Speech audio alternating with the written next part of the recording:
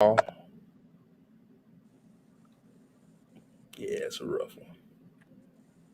First Yeah, week was man. easy because I was excited to be doing it, but like right now, just continually sticking to stuff every day and it don't got bored. Yeah, I got a little boring. You know what I'm saying? The weekends is the hardest for me. I Mm-hmm. bet. I bet, yeah, because you're You already in know, the routine during the week. Well, exactly. speaking of the weekend, we are live. Sup, Negroes? It's something I about said we are you, live, girl. and you still said that. I mean, I'm just Unbelievable. This is gonna be a great show already. oh my You know what I'm god. saying? We out. We up here. You know what I'm saying? Appreciate y'all support and whatnot. You Yes. know what I'm saying? Thank you for the love. What's up, Chris? You know what I'm Chris saying? Maxwell. Chris don't lost like 50 pounds Did out you see there. his transformation? I'm ready. Yes. I'm ready to shine. He's a little Chris, big man. A Chris little bit. Juggernaut Maxwell. You know He's what I'm more saying? compact. He's more, you know. Yeah. Yo, You know what I'm saying? who's that? We worked out together a couple weeks ago. We're gonna have to do it again. You know what I'm saying? I get two uh friends. What? I get two friend passes a month at my gym. Oh, It that's used to be Russ. five. It used to be five. They don't scale back. Man, I haven't Yeah. been to the gym in a million years. It's probably been since like pre-pandemic, even a little before then, man. I just didn't trust it. I go to the gym every day. I wish I had this. Not lately. Not every day. Not every day before. Some people Yeah. don't wipe off their machines, man. I can't do it. I can't do See, it. I go to a gym that Wipes it's down pretty everything. good about all that. You know what I'm saying? It's a dude walking around spraying some kind of smell like Clorox to me because I like, is he spraying everybody with It Clorox? probably is. No. With those probably little misters, you know. They have those Yeah. little mist Listen, machines. You know what everybody's I'm clean saying? around here. If you really want to come to a clean gym, come to Lifetime. You know what I'm saying? We'll take care. Make Okay, sure you and get that COVID. this episode is not sponsored by Lifetime. Lifetime, give me some money. Give us all three of some money. You know what I'm saying? We're I not just being forced to say that it's good. We're really not. yeah, We're nah, really we ain't not. being forced to say it's good. It's just one man saying that it's good. You might think it's trash. You may hate places that have a kitchen with fully staffed food, and you know what I'm saying, and you got steam rooms and saunas and swimming pool outside, swimming pool inside. You know what I'm saying? Oh, Slides, all kinds of stuff for your children.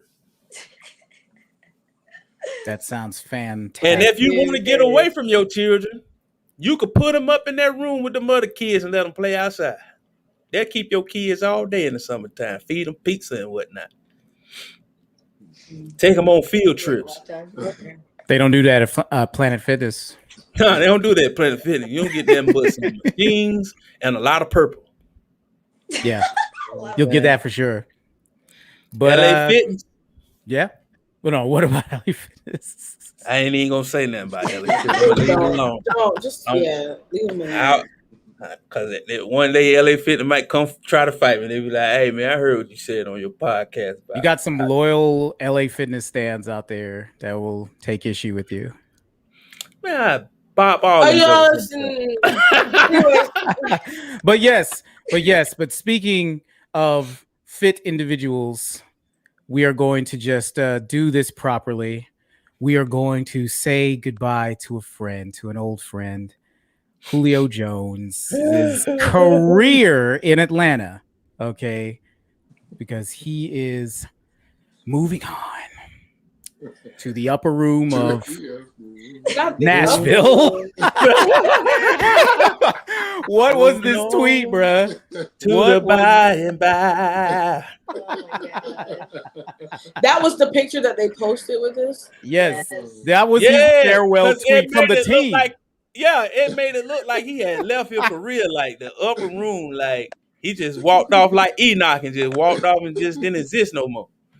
It looks like a memorial program. It What looks kind of? Oh my Yeah, that's what I'm about god! to say. What kind of memorial I don't know picture? what it was. The Going flight, up the to jet. yonder. like I just But assumed that they. Go ahead, Steve. But yeah, what were you about to say? Because we have some distinguished fans, the Kings. They're season ticket holders and whatnot. So let's hear from them. I felt that it looked like a funeral program, and it was really wrong because they have never. Anytime the Falcons send somebody farewell, like they have like a picture of him, and it'll be like, "Thank you, we love you, fans." But when I saw that, I was like, Thomas, he didn't die. Like Thomas has a different. Oh, that's awesome. Thomas has a different opinion, though, so we can hear from him. I liked it. I mean, I went for all of the subliminal stuff. I went super technical with it, like with the cloud. I assumed that was smoke. I just assumed that it was a picture that they took from somebody. Like, I mean, even though we don't have an outside stadium, but like from somebody, I just assumed that it was like maybe it was a picture that they fabricated from somewhere else, where it's like, how they do all the pyrotechnics and all that. So I just assumed it was like smoke, and then they were sending him off. They were doing a proper salute to Julio Jet Jones. That was my take on it. It didn't even cross my mind. I didn't even realize his nickname was Jet until it's Jet Jones. Yeah, I didn't know either. That's why I said, for me, knowing all of those backstory stuff, I was like, oh, that's pretty dope. They got the jets flying over. I was like, they could put some jets without looking like a funeral program. Yeah. Like, make him take off. You know what I'm saying? Yeah, something. You know what I'm saying? Like, I was just like, yo, it was upper room action right here. Right. I love my Falcons, but that PR, man. Not the best.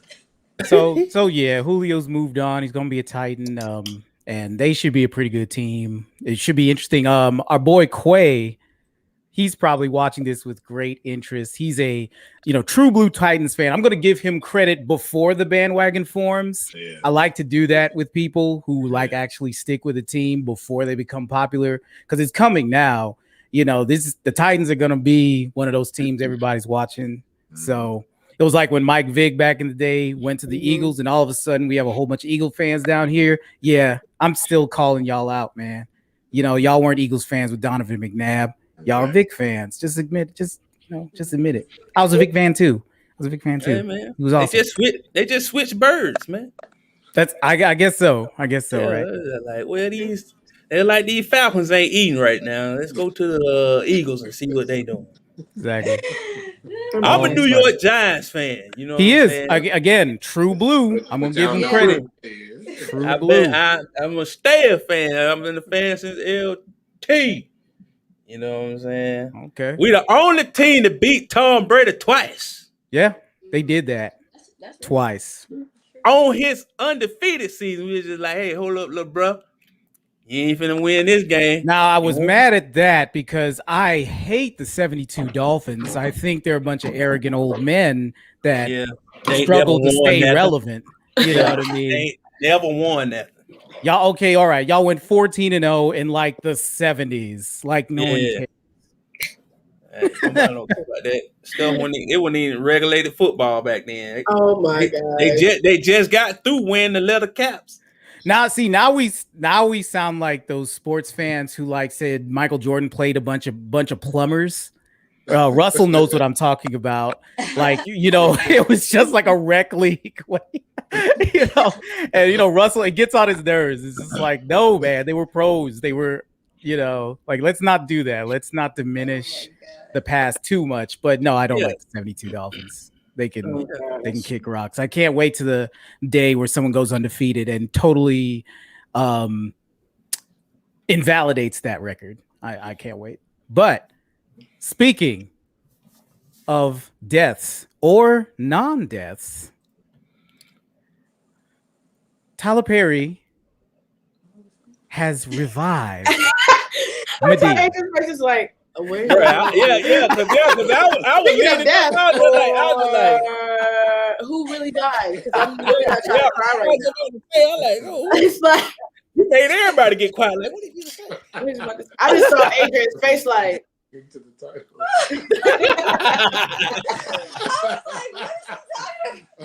But yes, Medea is back. We have talked about this on the show. That Tyler Perry was going to kill off Medea or retire Medea, when he signed his deal with Viacom. But now apparently Viacom wants that Netflix money, so Medea's coming back. Yeah, Medea's Thoughts? coming back. Well, we know all good Southern white people love Medea. You know what I'm saying? That's how they connect to black people, is through Medea. That's the only time I hear white people speak positive with black people when they talk about Medea movies. Oh Lord. You know what I'm saying? And that's where they get their references from with black people. So I'm glad that I have something new to Mella, what are your thoughts as a filmmaker? Brain, like a filmmaker, as a I have nothing against Medea. I don't have anything against the character. I just feel like Medea needs to be revamped if she's coming back, because I guess I can get like, because I feel like at this point I already know like what Medea is going to say before she says it, because she pretty much says the same thing every movie. Yeah. But like, is her character going to evolve? Hey man, let's get her to play. Let's get Lizzo to play Medea. What? Stop. What? Are you serious? Can you please like walk me through that? Like, wow. Oh, Mella, no. Yes, I have to know. No. I have to know. Well, I say either Lizzo or Leslie Jones. You know what I'm saying? Because, I probably lean more with Leslie Jones, but you know what I'm saying? They both tall. I think Lizzo tall. I think she like 5'9", 5'10", something like that. You know what I'm saying? And I think she could play. I think she could pull out the attitude and everything. You know what I'm saying? I just think she I ain't gonna go into too many more details since Steve is already like, don't go far. You know what I'm saying? So I'm gonna try to act right. You know what I'm saying? But yeah, or Leslie Jones, I feel like they'll be, funny. You know what I'm saying? Or like do like a swap with them, like something. I don't know. I just want Medea to actually be a woman for real. I don't know. Well, what did the article say in regards to, was it specific? They're not gonna they're not gonna let the lid off, but it's gonna be a Netflix movie for sure. Okay. So because you remember that other movie with Crystal Fox, I keep forgetting the name of it, where the vulnerable old lady that older lady that encounters the young man that cons him. Whatever. Yeah. That did some numbers on Netflix. Yeah, the one that said ashtray. And then she went to go work for a home at the end of the movie. Yeah. But so man. Medea is back from the grave. He just needs more writers. He need to invite more writers into his community. If he's the one that's writing and producing the film, I think he needs to invite more. Gets more perspective. Oh yeah, Darius put his hand up. I said invite me. Kangs, what do you think? I think once we done seen all the Medea movies. Like, she can't really do anything. That's what I'm saying. Surprise you. Like the first one, like Diary Black Woman was really good. What was it? Family Reunion was really good. Then they start like trailing off after you get through. It starts to be like the same story.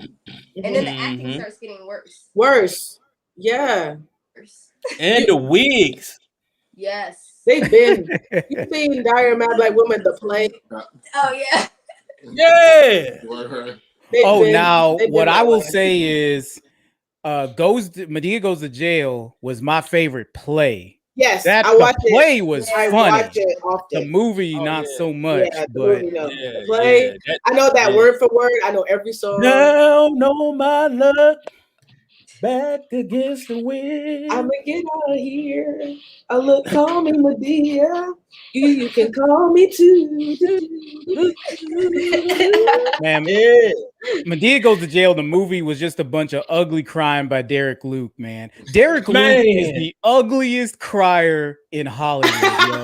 The ugliest. Oh God, I should have held her. No, I should have played her. I'm like, oh, shut up. Shut up. I'm sick of this. Oh my god. You think it's worse than Viola Davis? He's the Oh, ugliest man. crier in Hollywood. I don't know. I forgot about Viola close. Davis now. That's Now, close. hey. How to Get Away with Murder? Man, let me tell you something. When she was crying in the first season, when she had bust out and crying toward the end, I said, You know, now they're gonna put him in the movie. They're gonna put him in the same movie now. They're gonna put him in the same movie. And both of them cried. Or even like on Fences when she was crying, I was like, I ain't never seen nobody cry that hard. I like that was I like, yo, that snot was real. Like I ain't never seen that. I wanted to wipe her nose, man. Me too. I was just like, somebody get her a napkin, like, and just imagine she had. What if she had to do that over and over again? Oh my god, like Derek Luke in that movie. Yeah. My God. Oh my goodness. Oh, but then somebody's defending Antoine Fisher. Yeah, I'm talking about Antoine Fisher like that. It was a good movie, but golly, he didn't cry as much in that movie too. You know, he had that one breaking point. That one little breaking point we had. That right there, I was just like, yeah. Those are the Browns, by the way. That was Byron, the last comment. Not only was she crying on the man. But what you call it? One of my old Hollywood crushes that ain't no Hollywood crush no more. She was in Django with Jamie Foxx. Radio. Nah, man. Nah, she made the faces when she was crying. Her mean faces. Yes, she looked like exactly. Oh, what is her name? She looked like Radio. She looked like Radio. You know that crying mean faces she had. She cries with her teeth. She was literally just she cried with her teeth. And she played on Ray. What is her name? What is her name? Listeners. The one that was messing around with the white president. Yes. No, it's Kerry Washington. Kerry Washington. Yeah, Kerry Washington. Yes. That's it. Yeah. Kerry Washington. Oh yeah, she might be coming for the throne because she cries ugly too. Oh my gosh. Yeah. She got the best horse cry. Yeah. Horse cry. Yeah, Washington. Yeah. This is really happening. They need to have. They need to have something. They need to have somebody. They need to have a category. They need to have a category for that. Yes, right. I would be thoroughly entertained. And the category for ugly cry. I'd be thoroughly entained. At some award show, it doesn't even have to be super serious. Like it can be a parody. They can do that at the BET Awards or something. Yes, that would be perfectly fine. That would be dope. Yes. Yeah. All right, if they do it, they got to be here. Oh, all right. Yep. Yep. Y'all heard that? If they do that, trademark TM. R circle. R with the circle. Exactly. You know what I'm saying? Because run us our money. Pay due or at least give me tickets. Oh man, she so do. No lie. Russell said that. Right. I'm trying to tell you, I ain't never seen that like it. I like you. Ugly cry. All right, bro. We are nice and warmed up now, so we're going to get into some intro, and we will see you at the other side of the bump.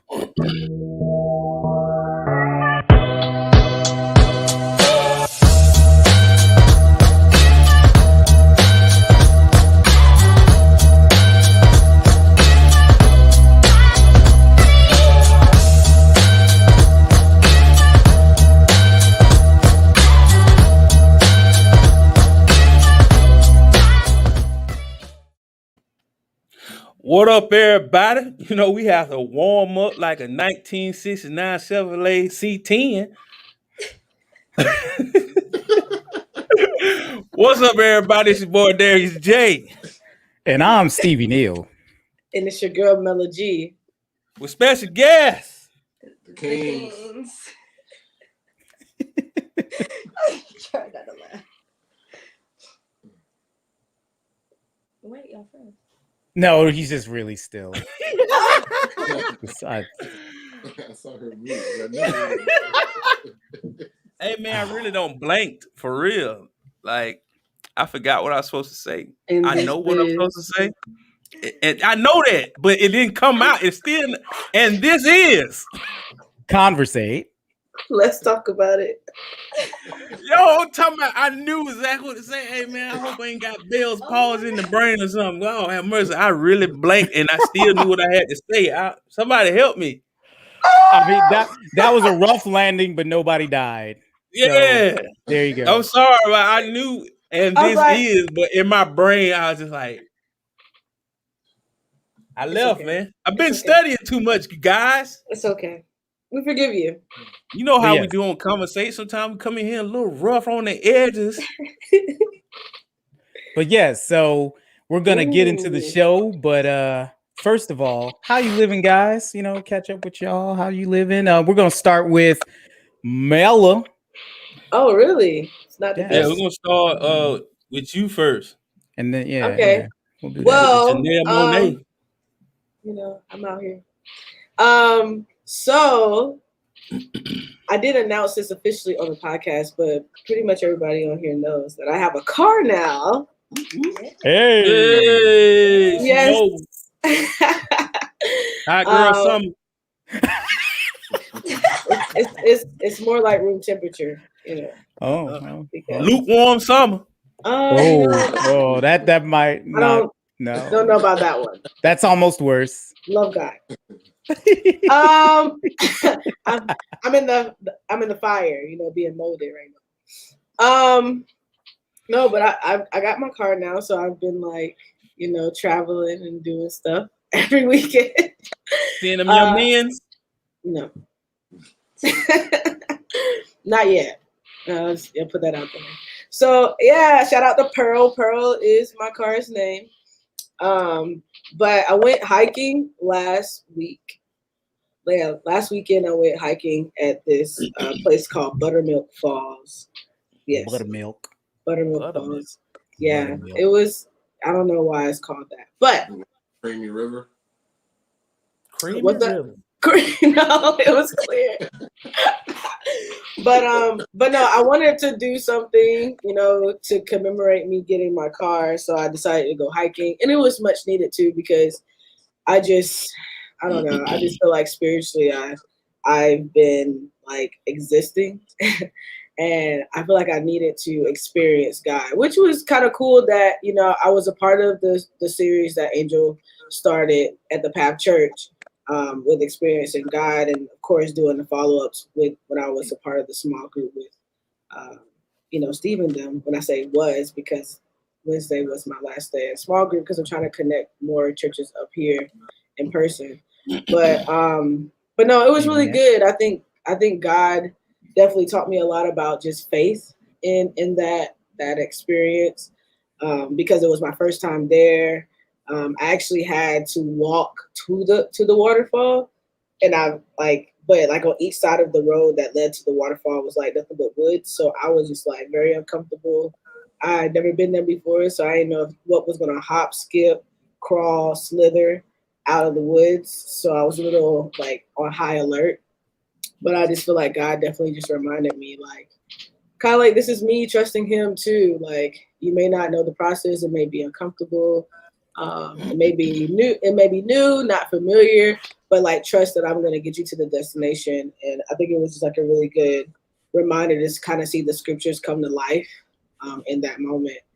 So it was really good to just kind of refocus. And so I spent some time out there praying and singing and, you know, just enjoying my time before other people started showing up. And I was like, okay, it's time to transition. But I'm glad that I came early, because everybody else was coming around like 12, 1 o'clock. So I left my house at like 5:45 in the morning, and I got there at 9.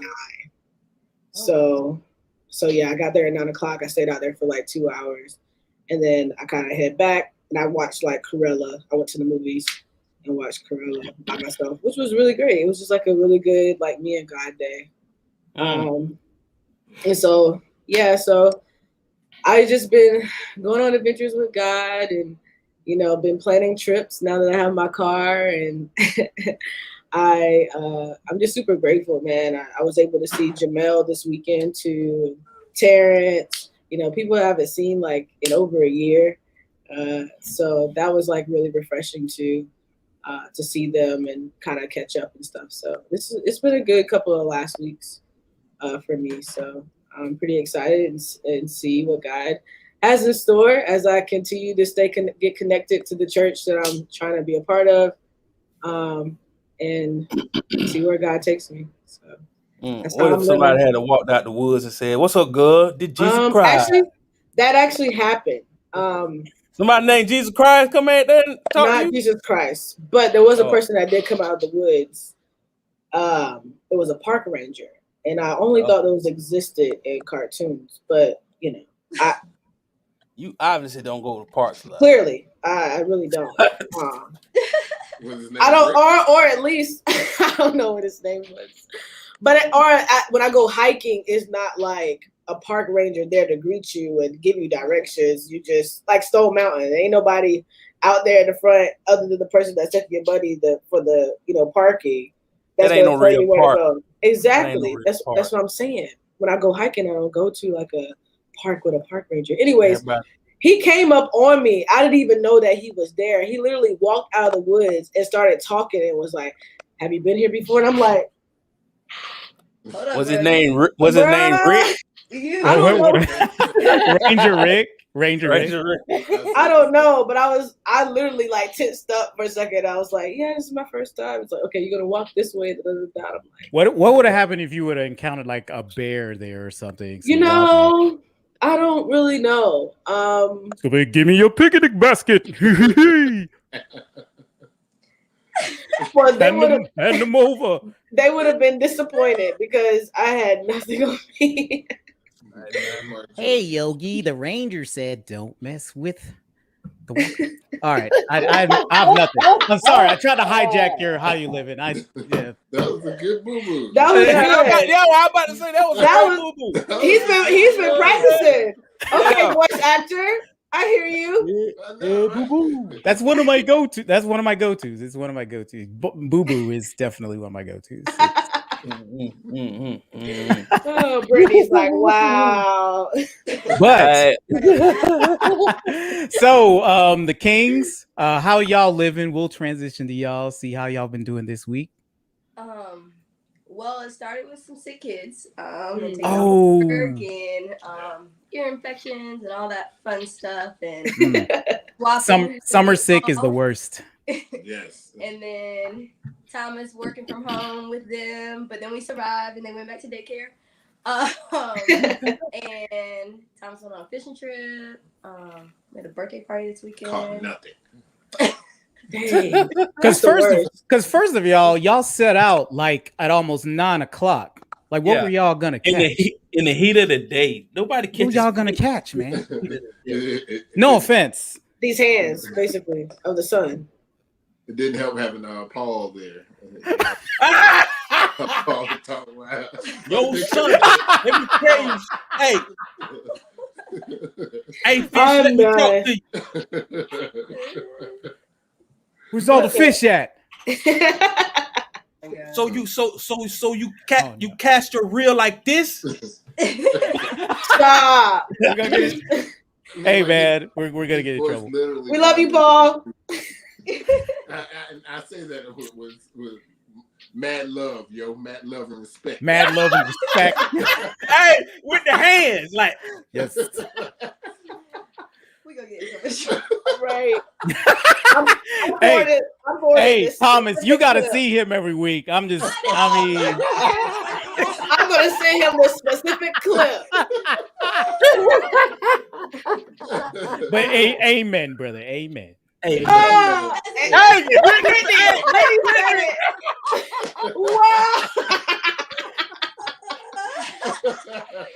We have such little context with anybody else who's listening. Wow. Yeah, you don't go to church with us. You don't know what we're talking about. Oh, This is man. so esoteric. This is your invitation. This is your invitation to come to church. We have that. in-person services. I love it. 10 a.m. Exactly. I love that. But yeah, and then Back to the Kings. we also helped our nephew. Oh yeah, go ahead. We helped our nephew sign up for his first set of classes because he graduated from school this year and he'll be starting at Kennesaw State in the fall. Oh, Hey. yeah. So Wow. we're helping him do it, but then we were like, man, we wish we had these kind of like his schedule looks real good. Like you don't start class till 9, you done at 12. Dang. What? I modeled his after mine. Nah, he must have had like first pick. Yeah, I'm about to say he must have been the first in line. Like, yeah, I'm gonna get this one right here. Listen. We're like, boy, we hooked you up. Like, if you don't get up on Pay photos, us. like, there should be no reason why he don't get at least all A's and high B's. That should be a hustle in Right. college. Like somebody Exactly. should like get people the best schedule, like the Tuesday, Thursday, 9 to 12. Like you That's paid what somebody some money to get you that Yeah. schedule because that's the best schedule there is in college. Yes, it is. Yes, it is. No and lie. then I think his Monday, Wednesday, Friday was like, it doesn't start till 10, and then it finished at like 1:30 or something like that. Like, we were like, where were our uncles and aunts? Like, where were they at? Hey, nowhere to be found. They didn't know nothing about that Nowhere. stuff because they had to stand in Nothing. line to sign up for classes. Oh, That is my so God, true. bro. That's true. They're like, "Oh, computer, what do you do with that?" It's so complicated signing up for classes. I was like, what is this? Like, It's like you couldn't just pick the class, like find the class the time you wanted, and then select that. everything was closed. You had to find the item number and then go to another. Item number? What is this? Walmart? Exactly. Yeah, and then you had to, then everything was like wait list, and then half of their classes are hybrid, and we're like, no, we ain't doing no hybrid. Like, pick your class. What class are you taking? So, Wow. Wow. Man, that hybrid class trash. I'm gonna go ahead and tell you that right now because I take one hybrid class. I'm like, yo, this might as well just be all online because there ain't no hybrid. yeah, Yeah. that's what we're like. Classroom, 100%. You will be in the classroom. You're gonna be on campus. Professor Right. send you an email an hour before the class will start. I Like, ain't all gonna make right, I'm still driving, dog. I don't know what you're gonna do. If somebody Go- tells you they're still driving somewhere, they're still in bed. Yeah. That's They're like, all right, just do lesson 3, turn in all your quizzes. I'll holler at y'all next week.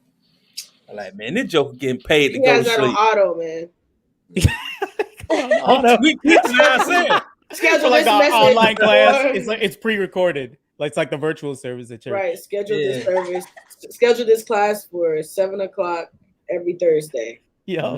Because in one of the thing, he turned around and said, hey, sit down. Like I was saying. And I was just like, oh, man. On the recording. Yeah, on the record. You know Oh, what I'm wow. saying? Probably I don't talking know to his who that- kids.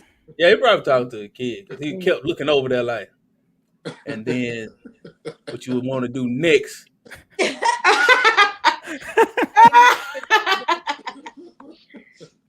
What was I saying? Put her on mute. It's like, yeah, oh yeah. Just, Exactly. I was just like, exactly. You know what I'm saying? I didn't Right. even mute that time. Right. Exactly. Hey, and then I unmute myself. Hey, man, just go handle your business, man. Let us take 5. You need to take Right. care of that. Go handle your business because that is aggravating you and this is aggravating me.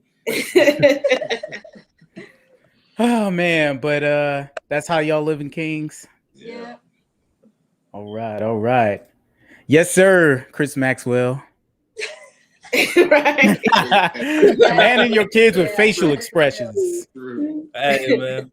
Or learning how to talk through your teeth.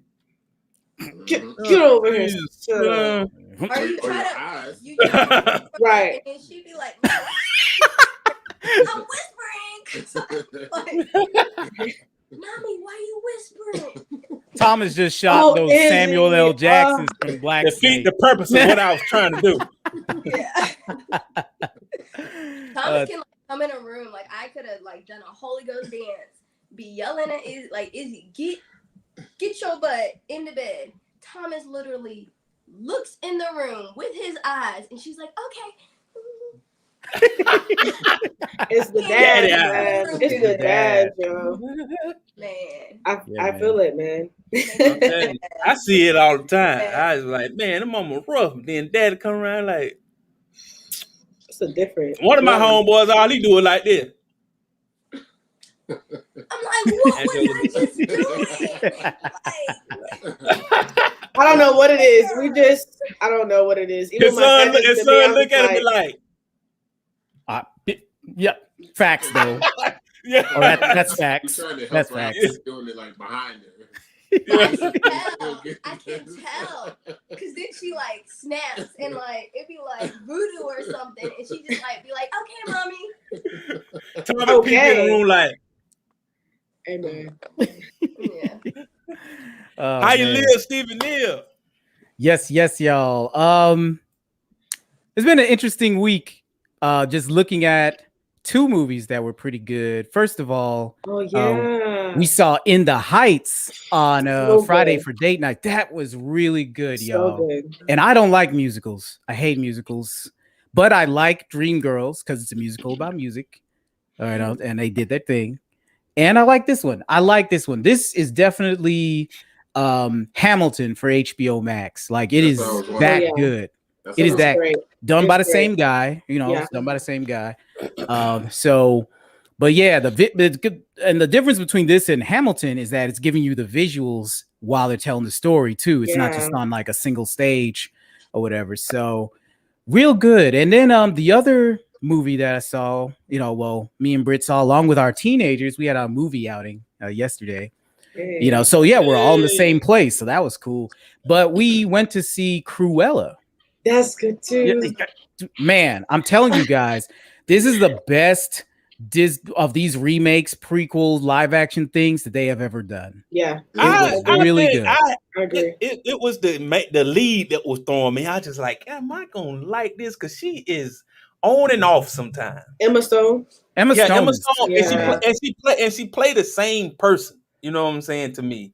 And I was just like, am I gonna get another just Emma Stone, or I'm gonna get something that I'm truly gonna like? This was something truly. I think you'll like her in this one. Because I think the movie also too kind of had a personality. It was very England in the 70s. And they did a lot of things like with the music and the sets and everything like that to kind of build it up. And then the story was interesting too, and it has a nice little twist at the end. And for all you 101 Dalmatian fans, you'll love it when it happens. But so it was a good weekend for that, and just the rest of the week just working and ramping up my expectations on coming back into work, because I'm coming back into the office on the 29th. Yeah, the 29th. So it's gonna be tough, like 15 months. I've literally been here at the house since March. I've been in this office, just kind of enjoying being in an office away from the office. So now I have to go back to my cubicle, which it was a cool cubicle. It's a nice workspace, but it's in Norcross. Yay, Norcross. Yeah, commute, 45-minute commute. Yeah. So you get to come outside again in the sun. You outside. Hey, like I tell you, you forced to come back outside against your will, huh? Welcome back. Oh, Darius is playing the world's smallest violin for me. So is my wife too. Like my wife has gone in every day since. You know what I'm saying? She's a property manager. She kind of has to do it. But we've been out here still weathering the storm of the world, getting coughed on by Trump supporters. That was good. That was good. Oh my gosh! But yeah, that's how I've been living. So how you been living, Darius J? Well, this week was kind of rough. I'm gonna just keep it funky with you. Keep it what? Funky with you. 100%. Now, don't act like you don't understand what I'm saying. You are from Jessup, Georgia, man. Don't you ever forget that. Don't go there. But yeah, it was tough. I had to make a hard decision. I had to withdraw from a class. Uh, I thought I was gonna be able to take on that full task, but I had forgot that summer was accelerated, and it was hard. You know what I'm saying? Because I was just like I was not keeping up in that class. I had two classes that I was balancing very well. That third class was catching the remnants of my soul. You know what I'm saying? And tearing it apart. Because I had to put down a lot of information at one time in that class, and I was just like, yo, I cannot read 100 pages for 2 chapters, equaling 200 pages for this class every week. Do its project. You know what I'm saying? Do the labs and make a good grade. I was like, it ain't no way. Yeah. At first, I tell us like, man, I can handle it, and I was kind of handling it. But then this week right here, when it started getting very difficult, when the labs was, and I had to start doing all my Linux commands and stuff like that, all OF config, if you know what that is, you know what I'm talking about. And going in making, building operating systems, partitioning and stuff like that. Yeah, it wasn't. I ain't had the time for that, so I had to drop that class. And plus, you know what I'm saying, working, trying to balance a work life schedule along with this 75 hard. This 75 hard is a continual struggle for me. It was pretty easy. It was pretty tolerable at first, but now it's just like, man, I have to make time for everything. I have to like be purposeful with my time. When I wake up, I can't dilly dally around. I have to go ahead and get up, go to the gym, go to work.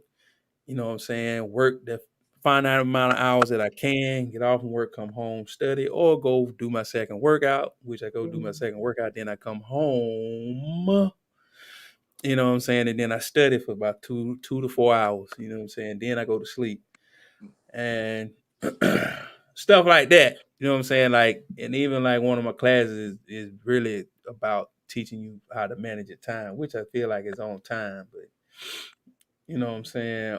Yeah, that's been a big part of my day, just trying to make sure I stick to a schedule and get things done. You know what I'm saying? Which is not my best attribute.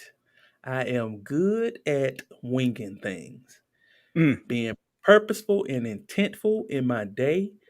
I usually kind of tend to let life happen, which I have been finding out. You know what I'm saying?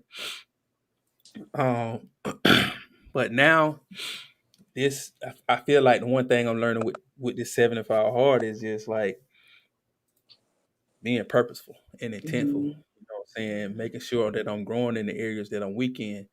Because a lot of times we don't do that. We tend to just let our weaknesses stay our weaknesses.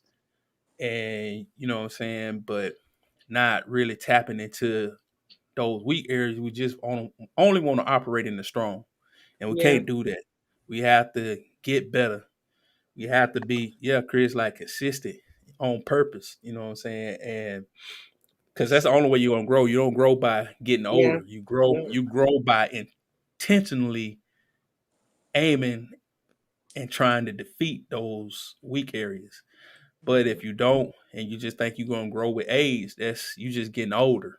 You know what I'm saying? And that's it. And this right here, all this stuff been teaching me that is just, the things I want to grow in, the things I want to grow towards, and the things I want to achieve, all gonna take a substantial amount of effort. And if you ain't willing to put those effort in, the things that you talk about that you want to do, they won't get done.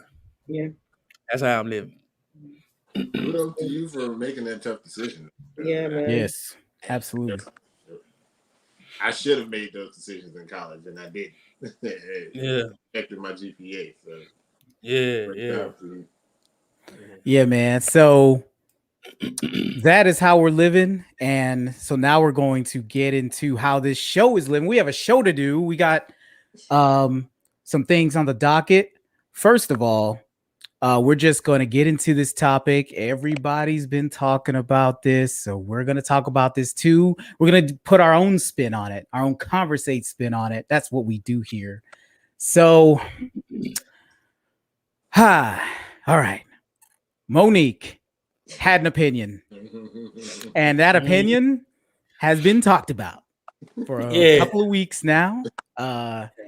What a queen is in her eyes is someone that does not wear a bonnet at the airport. So, of course, we have varying degrees of health, hair care here, represented here. You know, me included. So we all have an opinion.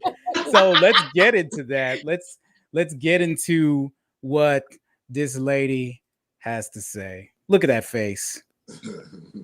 Yeah.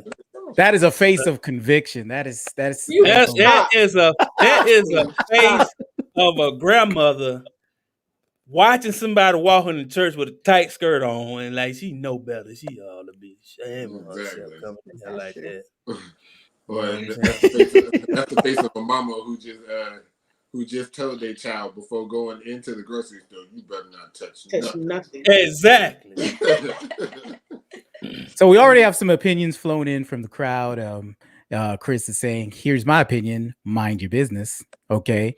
So let's go around. Let's go around the panel here. So we're going to start with our special guest, the Kangs, you know. So we have differing opinions on this. This is going to be good, then. It's going to be good. I feel like it's okay because I've been that person. Like, I've flown to Cali to see my sister at like 11 o'clock at night. I got a bonnet on my head. I had... somebody said that's true. And I've also like you flying, like if you're flying international, like your hair don't always gotta be like 100%. You about to be in a tube for 4 hours. Yeah. So I disagree with Monique. So I heard Brittany laughing in the background.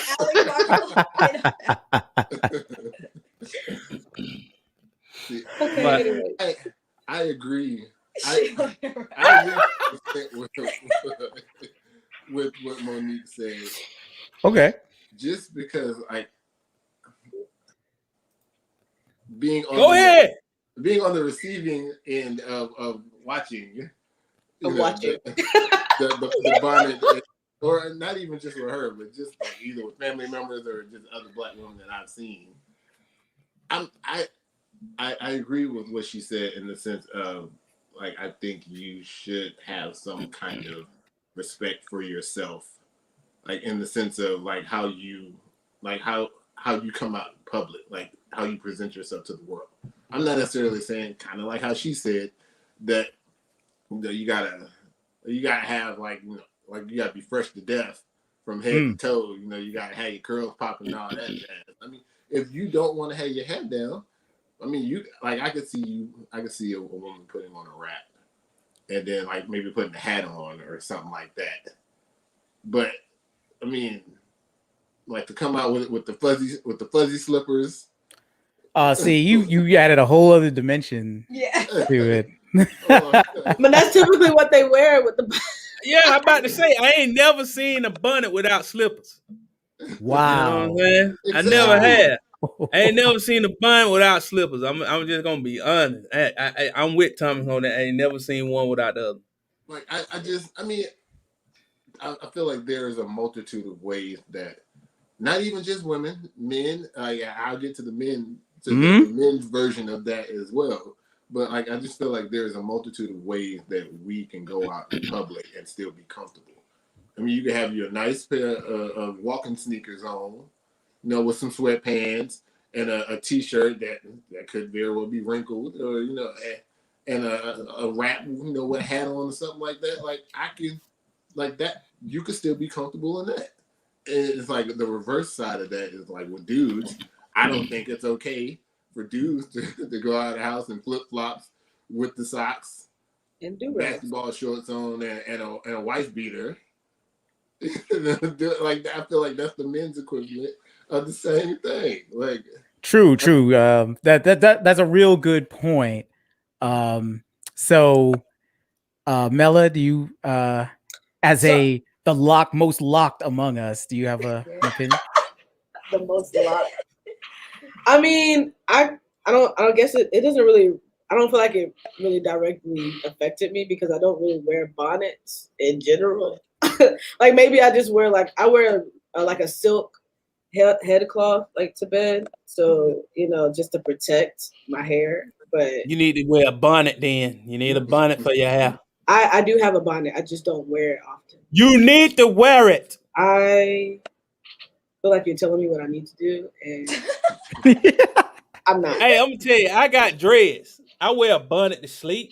You know Okay, what I'm saying? and I don't. It red with roses on it. Oh my god.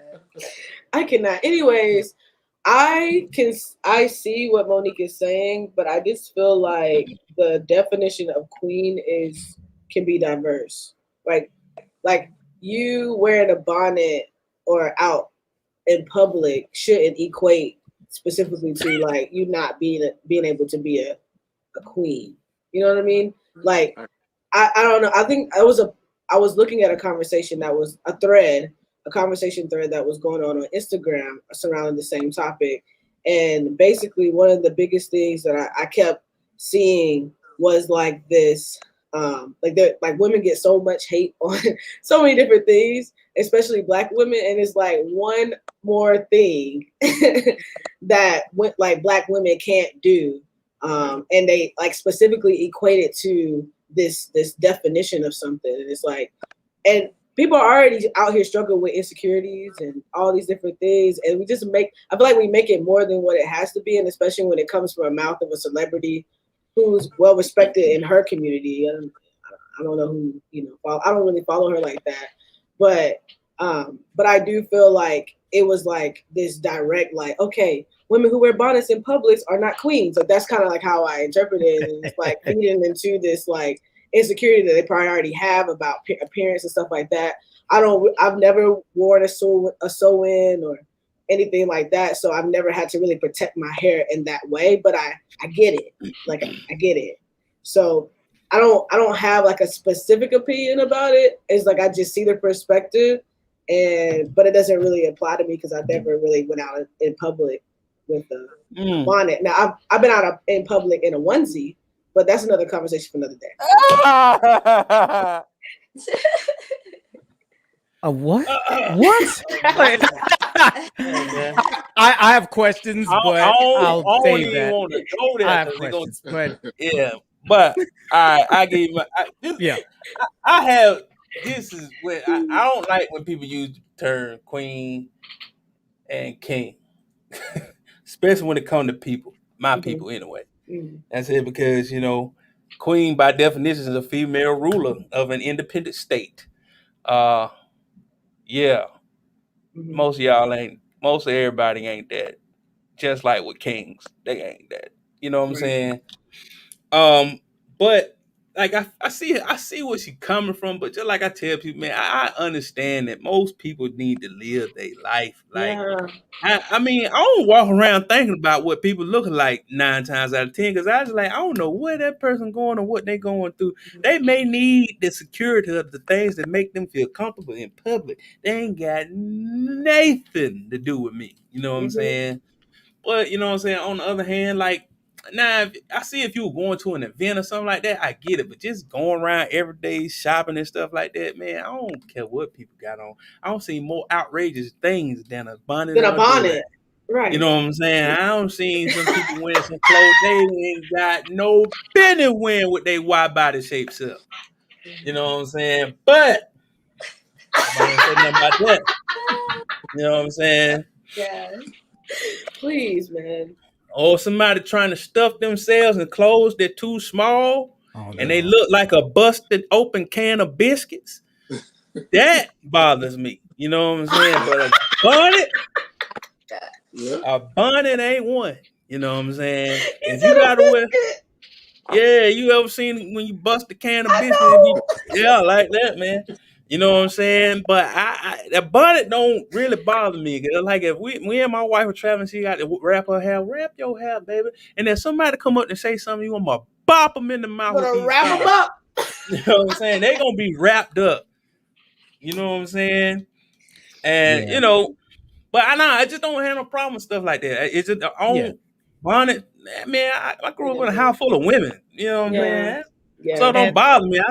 I know what they wrapping their hair for. They either protecting their style, or they don't feel like letting that humidity get to their hair and have it looking crazy before they got to get to the turn up where they can show out. So they can turn up. Exactly. then they sweat it out. I bet you half the time they wish they could have wore it in so they had something to wear to work the following Monday. But you know what I'm saying? But that's that. Yeah.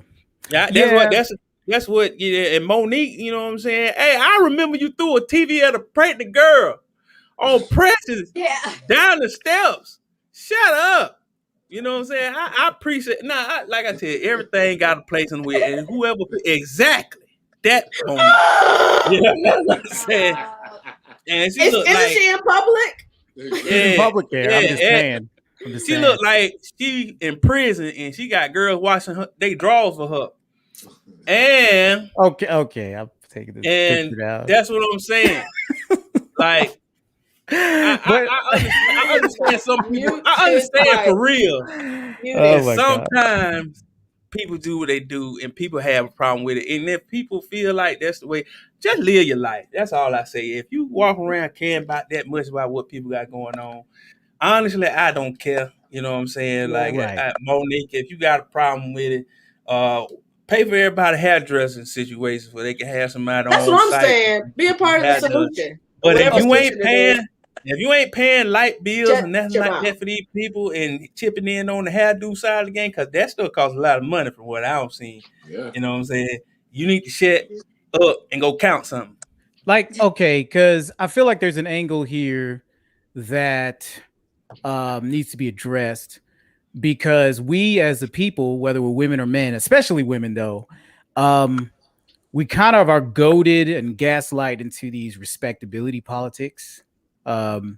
Just like, okay, we have to be so much more respectable, and we don't have a license to be as relaxed as other cultures get to be in public spaces. Like, because I'm sorry, if you're flying from Hartsville Airport to Seattle, are you going to get a press out to do that?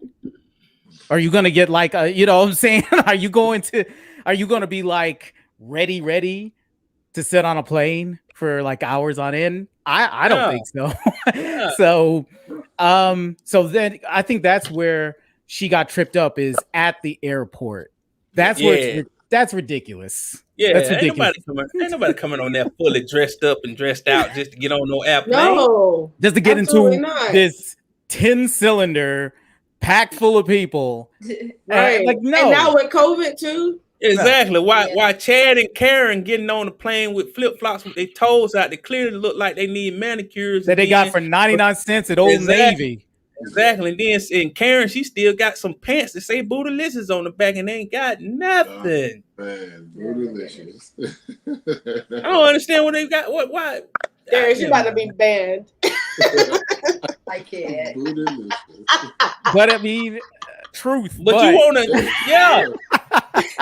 But yeah, man, like, so we're always goaded into these respectability politics, and I think even young men, like what was touched on with the do-rags. I was team do-rag when I had something to wrap up, you know what I mean? Like, you know, I was team do-rag. But the thing is, I always rocked the do-rag if I was going to wear a hat over it. I never liked the look of a straight up do-rag. I had to put a hat over it.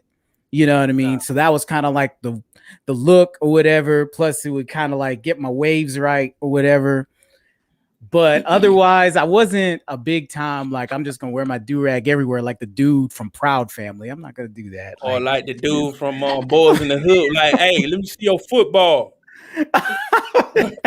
So, I mean, overall, I feel like I agree with Thomas. There should be a decorum, but I feel like everybody's decorum is different.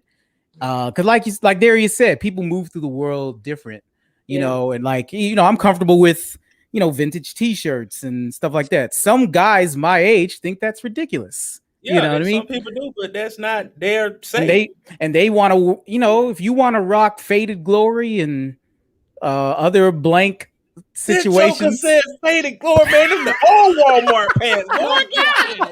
If you want to wear George golf shirts and slacks 5 days a week, I mean, that's you, but don't come for me. Don't come for me. Okay. Bruh, Do not faded come for glory. me. Lord have mercy. That's like saying cross color. Faded glory like the first Walmart pants before Wranglers got tough on the scene. You know what I'm saying? Exactly. You know, Well, I oh will no. say, Oh, Oh, Britt knows I hate the South Pole jeans with the white stitches. I do. I'm sorry. If any of you rock those, I'm sorry. I'm insulting you. I hate those jeans so much. hey I man, do. I hate them. I used to wear a do-rag all over too. I walked into class and then I revealed my waves to everybody because they was just like, I'm like, it make you wanna dive in. Whoa. I know, because the waves is like, psych. Chris Maxwell, I'm answering your question. Tied in the back. I didn't just do the flap. I tied the flap Yeah, I into tied the a flap. Yeah, ponytail. that's how That you cool tied a people do it. flap. That's how. Yes. People that were destined for prison had a flat hang.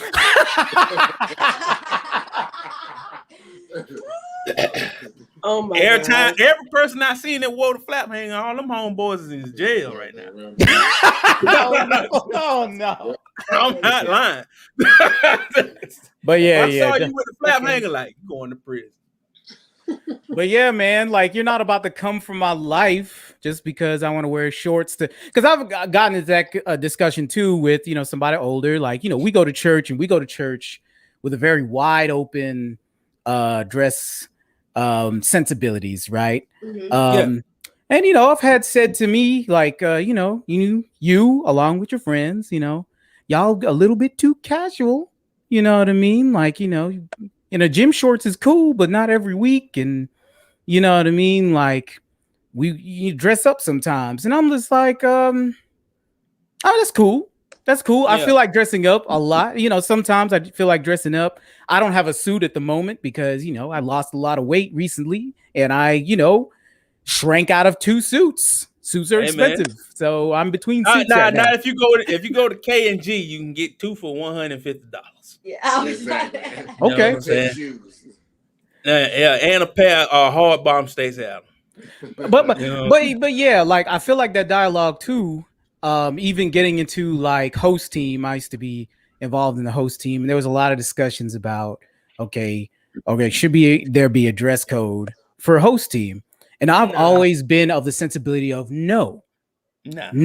I want anybody who is raising their hand to be a host think to themselves, I could do this too.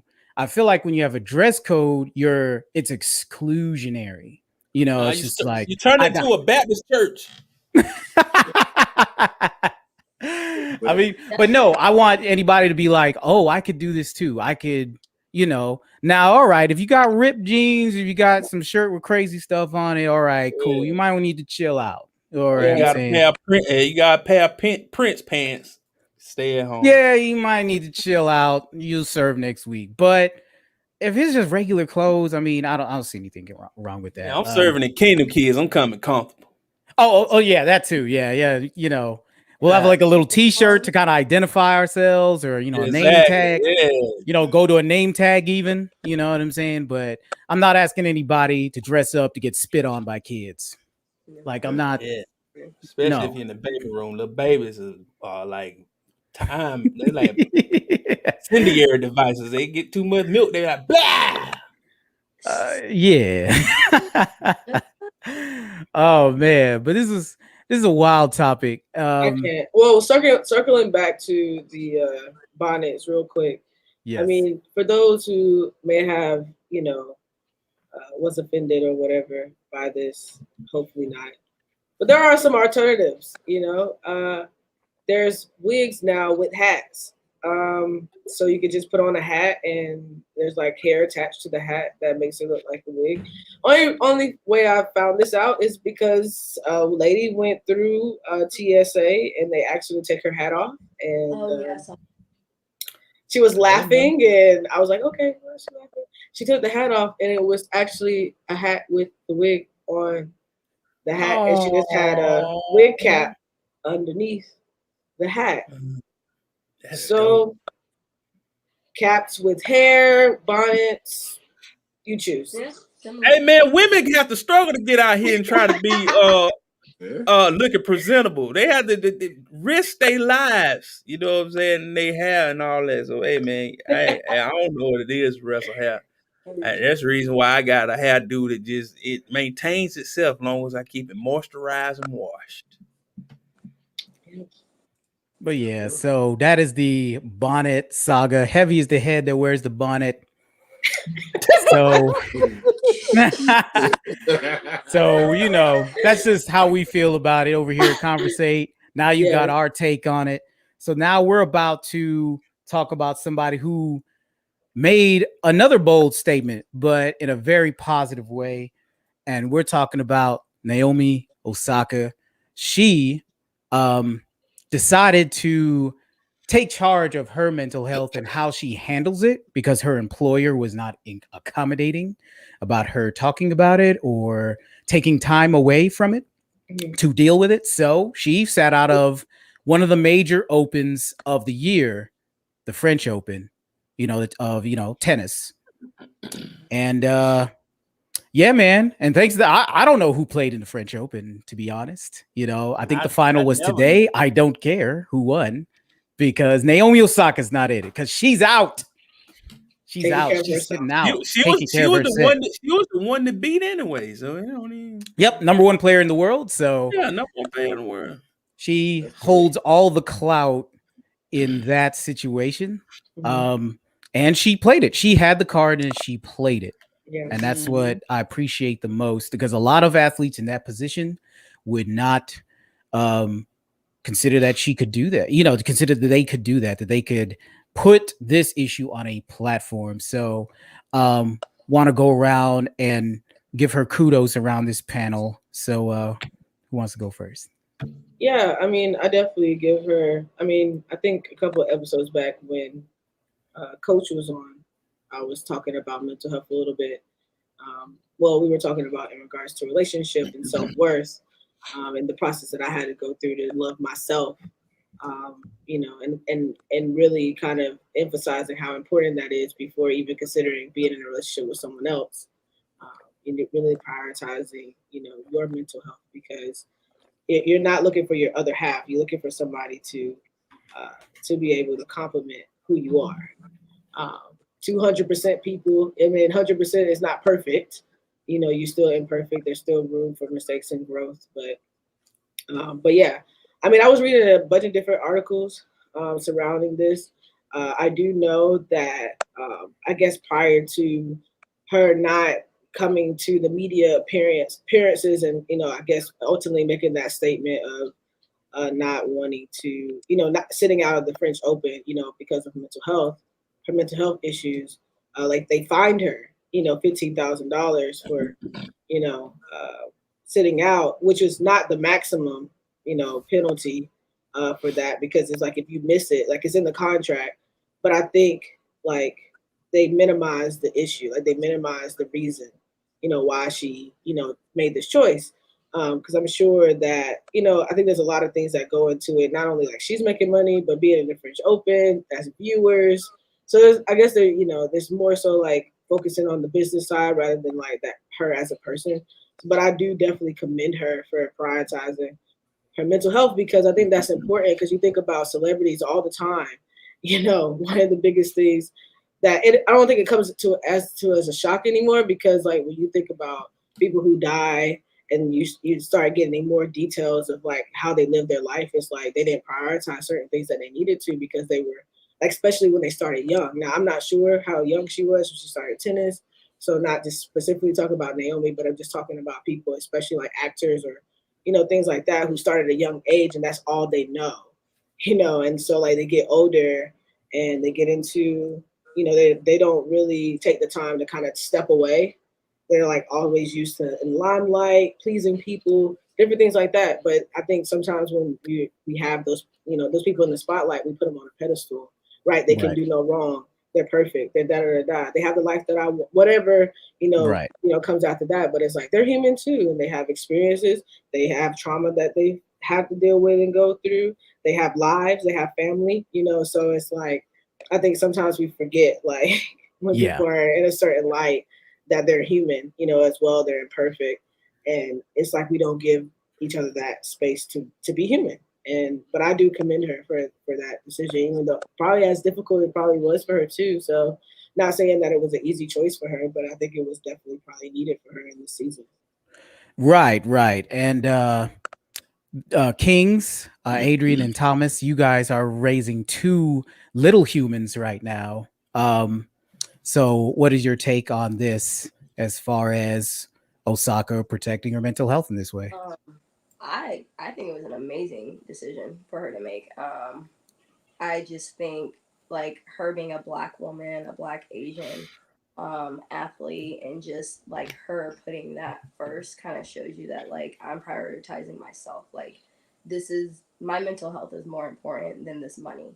My mental health is more important than my career. Like I have depression. Like she is going to impact so many people who are struggling with that.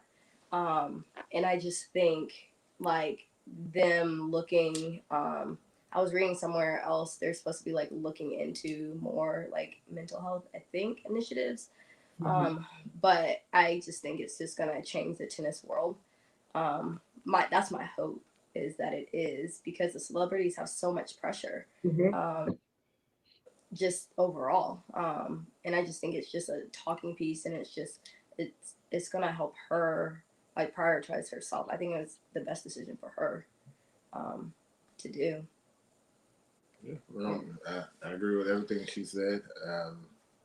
I think that it was big for her to being in the position that she was in and knowing all the things that she had to lose, by opening up and by, I guess, staying true to herself and putting herself first. I think it was big for her and good for her at the same time to prioritize her mental health and making sure that she was doing the best for her and putting herself in the best position for her to win and for her to not be like so many countless others that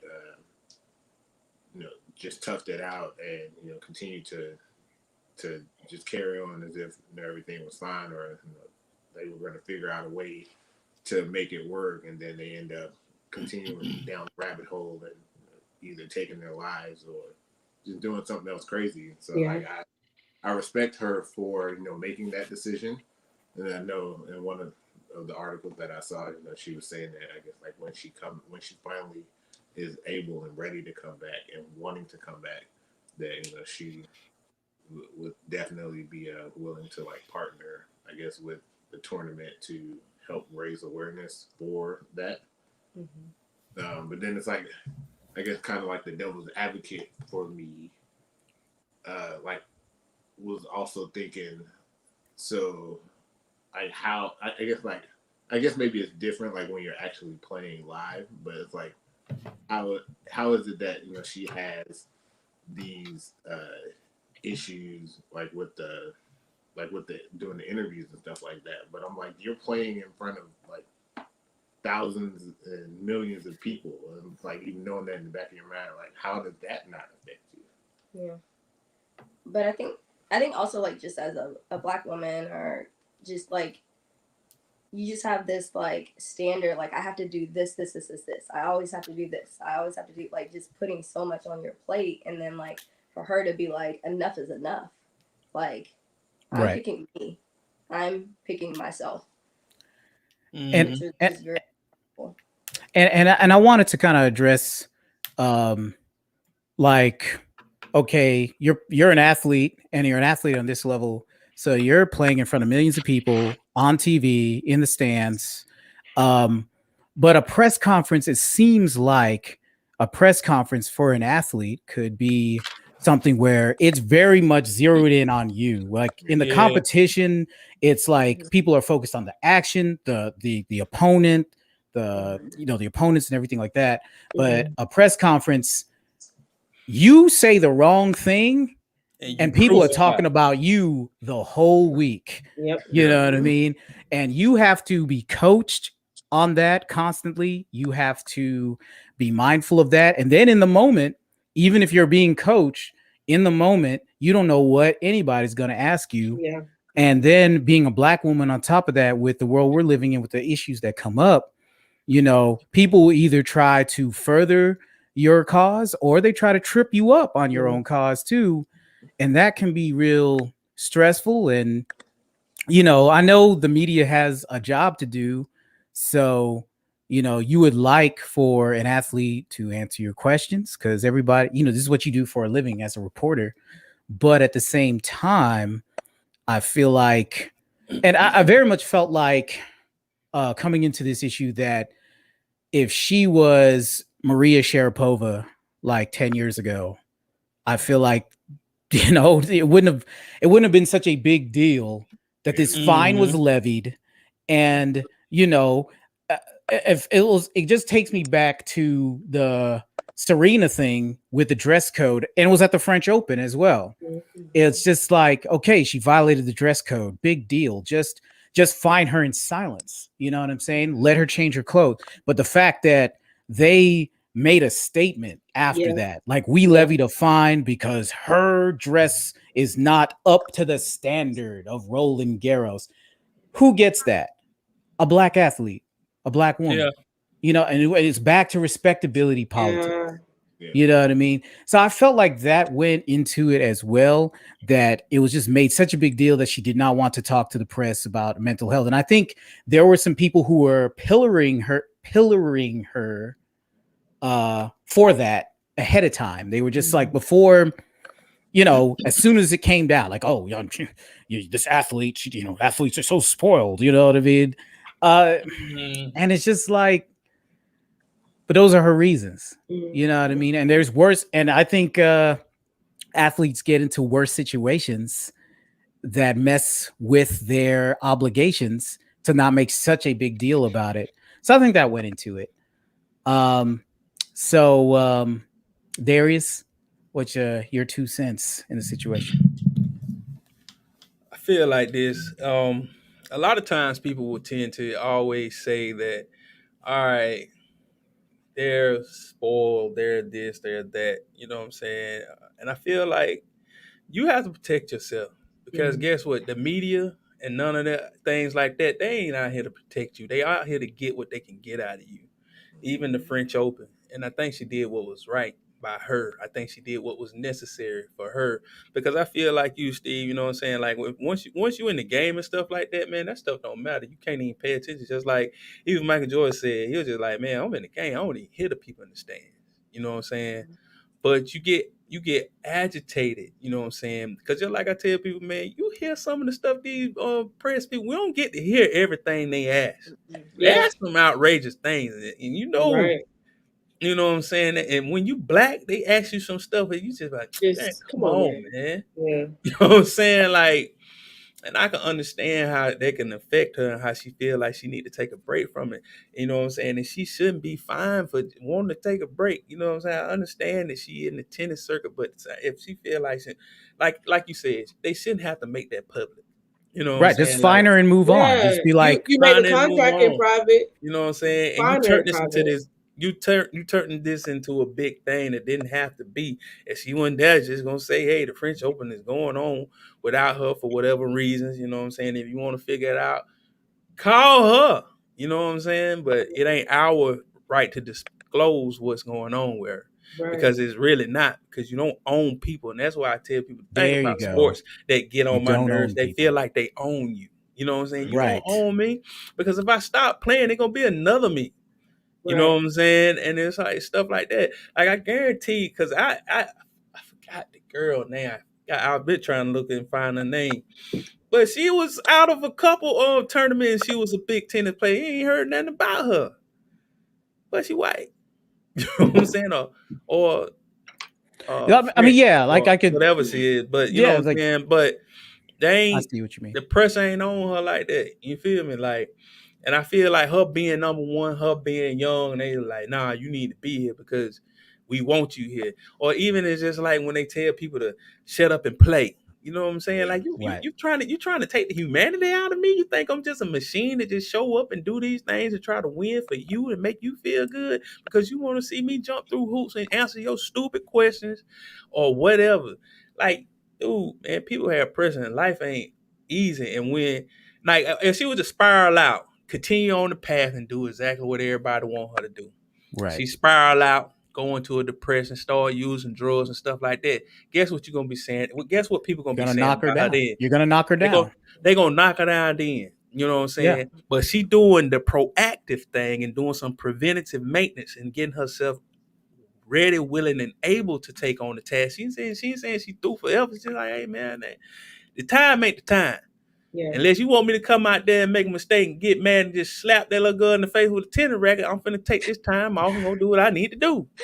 Nah. You know what Exactly. I'm saying? And I think you touched on this. Like, we kind of have this dialogue, and we raise our children to believe this as well, that an artist or an athlete are just entitled because they make millions of dollars, and they can't have platforms, they can't have opinions, and they're lazy and entitled because they make millions of dollars, and They ain't lazy. we're somehow more moral beings for making less money. You know how hard people have to work to get to this, and that's one thing I Exactly. meant to go all the way and expound on. Most of the time, people work super hard to get in the position that you ain't even Right. tried to do. How dare you sit on the couch and tell a person they spoiled? It ain't like they came out the womb. Somebody said, "Hey, you know what? You're a tennis player. You're a rapper. You're an actor." They had to make sacrifices in order to get there. Mhm. They ain't spoiled. They actually worked very hard to get to the place they at. Right. And you wrong for just trying to think that that's the thing and be like, So oh, just because you got millions of dollars, you So, don't have yeah. any problems. Don't, as a parent, try to That's- make yourself some kind of hero because you don't make all this money and have all this fame, Yeah, you ain't and no hero. make this athlete this entitled person just because they make millions of dollars to have this platform. No, they're people too, just like you. And I think that needs to be more in the dialogue when we talk to our kids about these situations, and also talk amongst each other as well. I mean, we talk our junk because it's sports or whatever, Yeah. but yeah, Mel. I think that to add a layer to that, I think even on the path that Darius was saying in regards to working hard to get to the place that you desire to be, right? And so you make sacrifices, you do all the work, you wake up early in the morning, you sleep late, whatever that is, that dedication looks like for you. And this is an assumption, but this is also like, I think a lot of times we work hard for the places we want to be in, not realizing what it's actually going to be like when we get there, right? Uh-huh. And so, like, you think about people who blow up overnight, right? They make this little dance challenge on TikTok or whatever. Oh, yeah. And then they wake up the next day, oh my gosh, everybody's doing my dance, right? And there's this pressure now that you got to perform, It's like, but it's something that you've always wanted to do. But sometimes people don't really understand, like, what it's going to take to keep that up. Right now that you have people watching you, now you have people following you and different things like that. So if you're not a person who's already practicing self-care, mental health, whatever the case may be, to make sure that you're taking care of yourself, because there's a lot of things that you're doing to keep people entertained.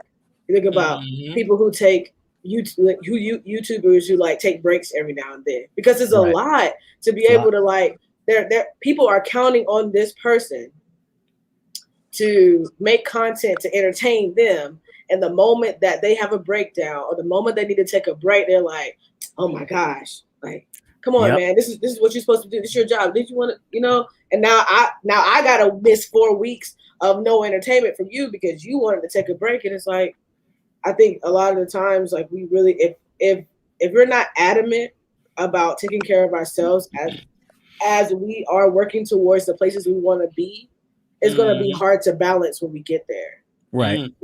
So, and so I think that's another layer to, for those who are working hard now, getting to the place that they want to be, and for those who have already, got to a place where they want to be. I don't want to say they arrived, because I feel like there's room to grow.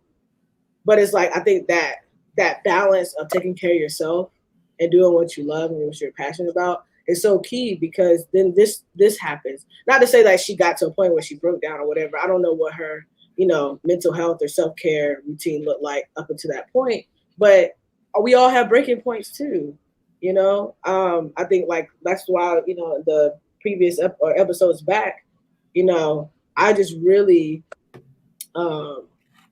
hunkered down on really taking care of my mental health last year, because I realized that I was jumping over my trauma. I really wasn't trying to deal with it. But the more and more I started to really recognize that this is really impacting me in a way that I don't like it. I don't like the way that I'm thinking about myself. I don't like the way that I'm responding or acting towards others. And it's all stemming from these things I haven't dealt with. And so, being able to deal with that has caused me to respond in a different way and work towards healing in a completely new perspective. So, now I'm still working towards the space I want to be as a film director, as, creative director, whatever the case may be. But I'm also very adamant about my self-care, because if I'm not taking care of myself, I can't do nothing. I can't be nothing for nobody. And most of the things that I do, outside of this, I have my podcast as well, where I'm speaking to single Christian women like myself and being very vulnerable. And my hope is to help them, but I can't help them from an empty place. Right. If I'm not working on myself, how am I telling somebody to work on themselves and I'm not even doing it myself?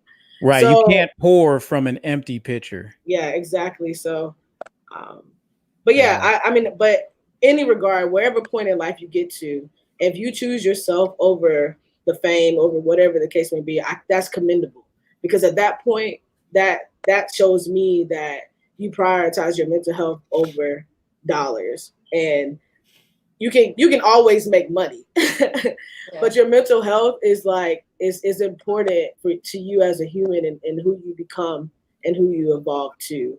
So I like it's very commendable on so many different levels, especially because she's young, as well. So being able to kind of, tackle that stuff now, how much better of a player she'll become, after being able to kind of really, unpack those issues that she's having. So it's commendable. So I definitely, I love what she's doing. Yes, tremendous. So hopefully, she is able to get the self-care that she needs, and the care that she needs, period. Reports are that she is going to skip her next event as well. It's not a major event. So there's speculation she might skip Wimbledon too, which is as big a major as there is, but we'll see. And in the meantime, her sponsors have been supportive. So Nike and other sponsors are continuing to pay her as she takes the step. So the only thing she's losing in money is purses from playing. So yeah. So good luck, Naomi. We'll be cheering for you. You are number one in on and off the court for sure. Yes, absolutely. For doing this. So we are about to talk to the Kings.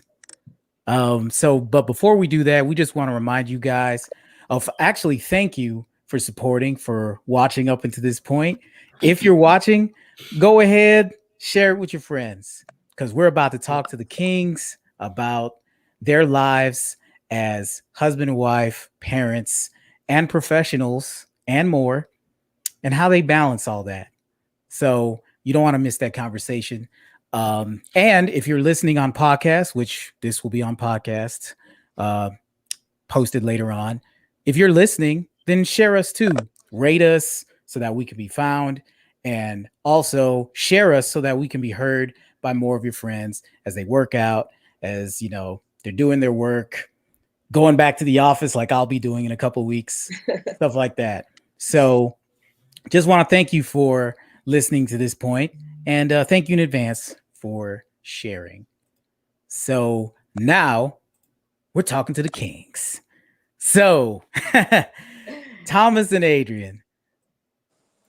Oh man, not only are you great Falcon fans, like I mentioned, you guys are season ticket holders. You guys have skin in the game when it comes to Atlanta sports, but you also are happily married. Let's get to the marriage part first. So briefly, just like, how did you guys come together? Like, did you guys know each other your whole lives? Did you meet in college or work or something? Like, what's you guys' story? You can share that abbreviated. So the abbreviated version is not the abbreviated. Tommy got a long version. He tells stories so long, so I was like, tell the abbreviated. we officially met at Compound, one of her. Okay, Compound. So one of my best friends, who's one of his good friends, was in town. And then so we all met up there, and like I was with the group of my girls, and he was with our friends, like with guys too. And we had met apparently like 2 or 3 times before that. And so so we found out. We met at Compound, started dating like a month after we quote unquote met. But as we were going through the getting to know you phase, we had found out earlier in that year that we had met 2 other times prior to the fateful day at Compound. Yeah. So technically, we officially met at one of my best friend's birthday in March that same year. But I mean, we hit it off real well that night, and I had already had her number because you know how if you've ever been to Compound, like back then they had the flyer little thing. flyer where you can get in free before 12 or get in between VIP line. So my friend gave her my number because I was coming and I was the only one near a printer. So throughout that night, you know, we were chopping it up, getting to know each other. It was by far the easiest situation for me because I already had the hard part, which was getting a number. But I wanted to do the respectful thing and ask her if it was cool if I could, you know, call her sometime. Even though I already had the number, I didn't want a strong arm her. Exactly. I ain't want a T9 text you what's up. I know, right? So we dated about 5 years, and then we got engaged, and then we got married probably about 1.5 years later, and then we had Izzy about 2 years later, I think, and we just had JoJo this past September. So we've been together, I think, almost 14. Yeah, 14 in September. And like 7 years married. But we surviving. Can't let those kids take you out. That is that's our motto. We're like, y'all ever seen that Tom Hanks movie? What is it? Where the dude is like the captain. He's like, I am the captain. A Captain Phillips. We be sending each other that gif or whatever and be like, we the captain. They not ruling us. We the captain. So.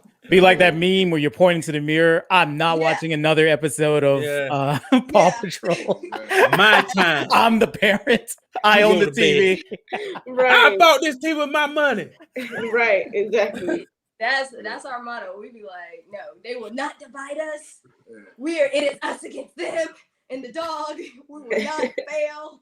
I think it wasn't until we became parents was when that whole it's us against them mentality, you know, really like stuck with me or like came into play and like made sense. Because like before, you know, I guess when you're in the world, you think, you know, your kids are the most important thing, you know, in life.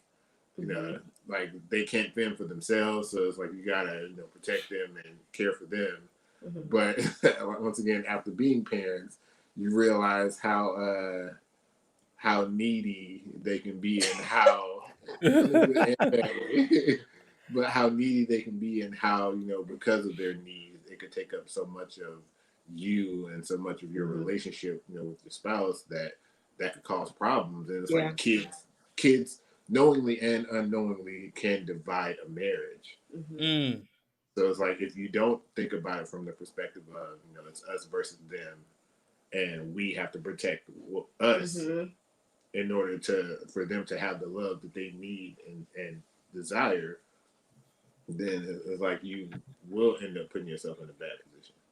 And I think for our marriage, before we even got engaged, like right before we even got engaged, like we went through a lot of like premarital counseling, and we've like had bouts of therapy, like where like we'll individually go or we'll go together. And so for us, like therapy actually like led us to being more vulnerable with each other, but then it also led us to Jesus. And like when we started studying the Bible and just being able to get open with people and stuff. And I think like that's just like for us, like Jesus and therapy are like big foundations for our marriage. It's always God, and it's always like we have to get the help for ourselves.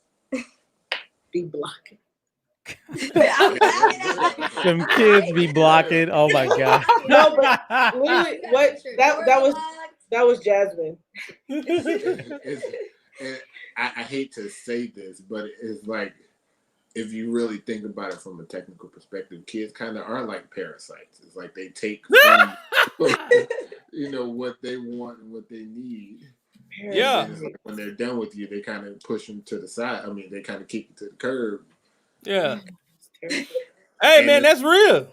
Yeah. And then it's like, what 18 to 20 plus years later, you stuck looking at this person next to you, wondering like, who is she? Yeah. Or who is he? Yeah, I feel you. Yeah, so you guys 11 years in the game, married, right? No, it'll be 7. 7. Yes. I was too eager to jump on the 11s that you're wearing right now. Anyway. Stop it. Hey, but 7's awesome. 7 is significant, but you don't make it that far, I believe, without not just counseling, but just like a daily kind of correspondence with a community. So who would you like to shout out, or just what institution would you like to shout out as far as like just stuff in your marriage, like running things by as you grow older together?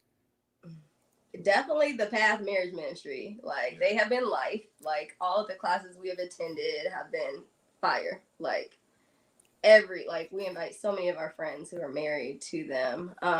We also have multiple people that pour into us, as well as that we pour into too. But like, I know Jason and Christina Morris, we check in with them. We try to check in with them at least monthly or every few months. We have like our Thomas like high school crew, the Browns and the Marshalls, and Rod McIver, like the Van Dreeses, yeah, the Jacksons, yeah. Even the Pattersons, like Stephen and Brittany, like we even check in with them. Like we just have a lot of just like, we feel like we have like a marriage village that like we can be honest and be real with. And I feel like we were at a point when we first got married and before we even had therapy where we'd be like, oh, we can't talk to people about these issues. Like, we're not supposed to talk to them, but like just being open and real, like, has just made us just better wife and husband. Like, because a lot of times, like, we'll be thinking that, and then they'll be like, okay, I was thinking that too. So. Yeah.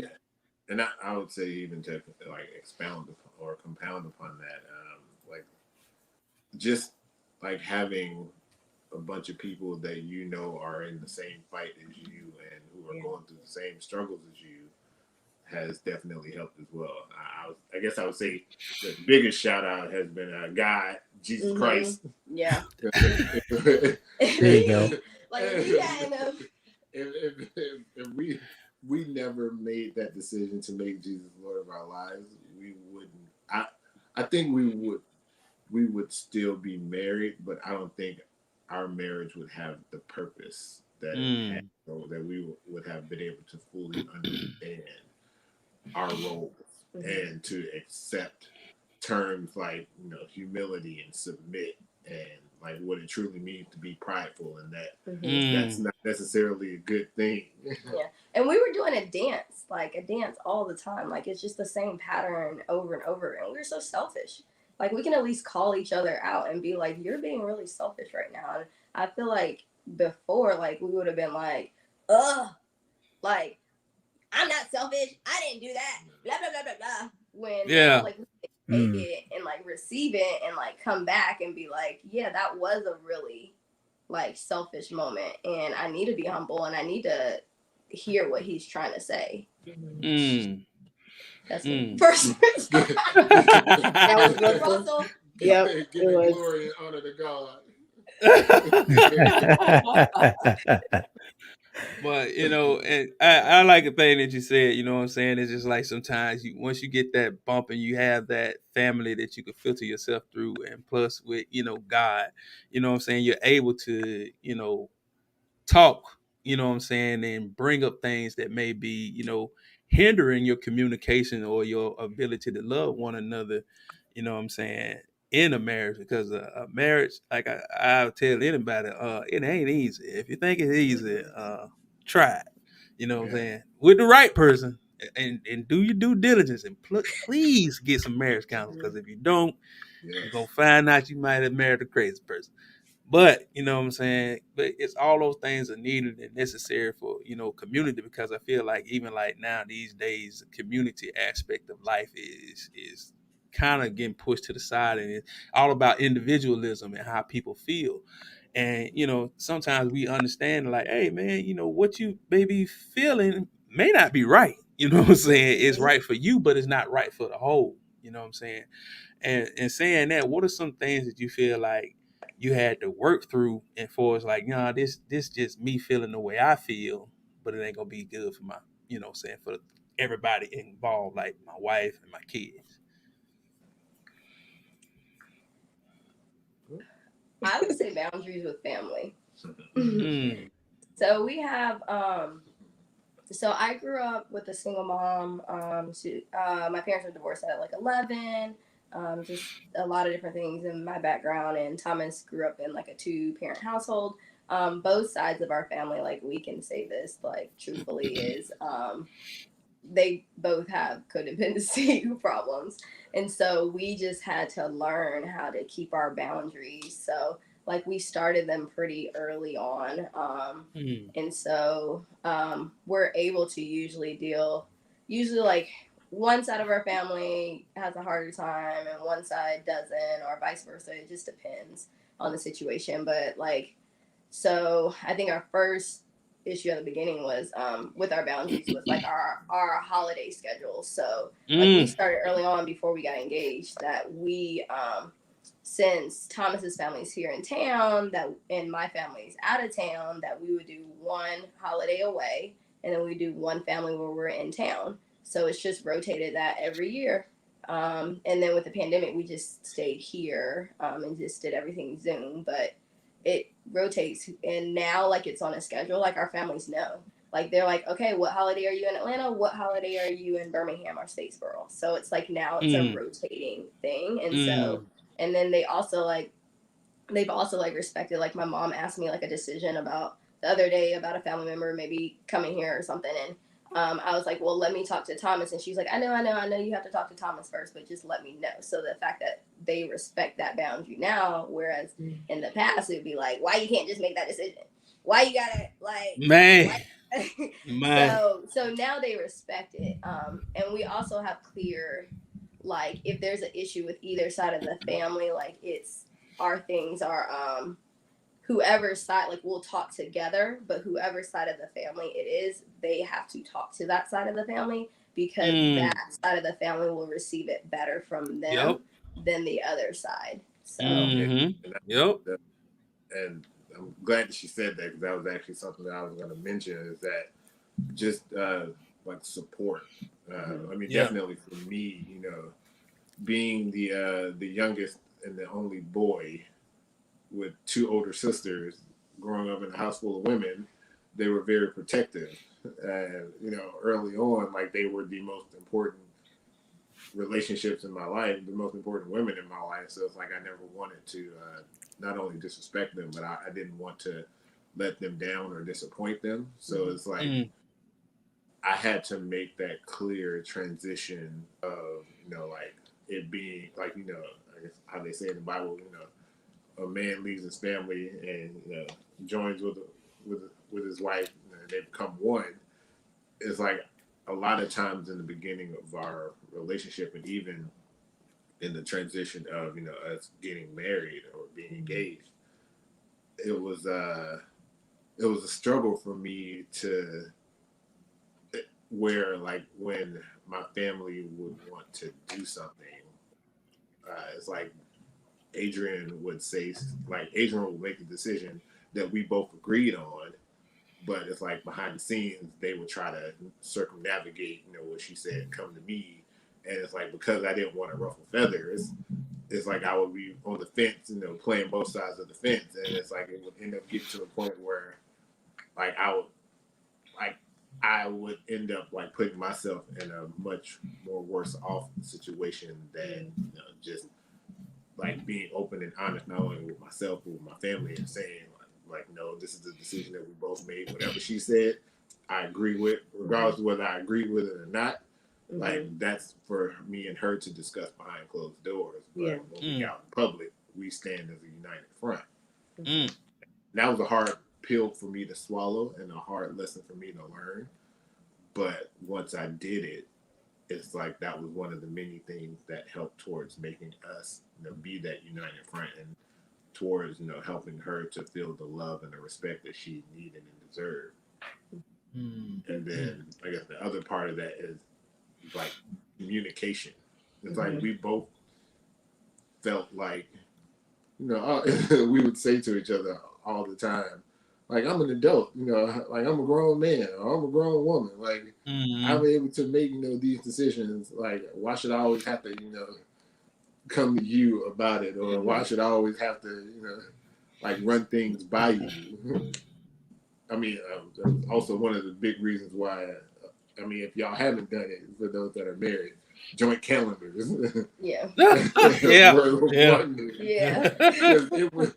It would get me into so much trouble because I always had a bad habit of double booking us. His famous line was like, he'd be like, well, I don't remember that conversation. I don't remember.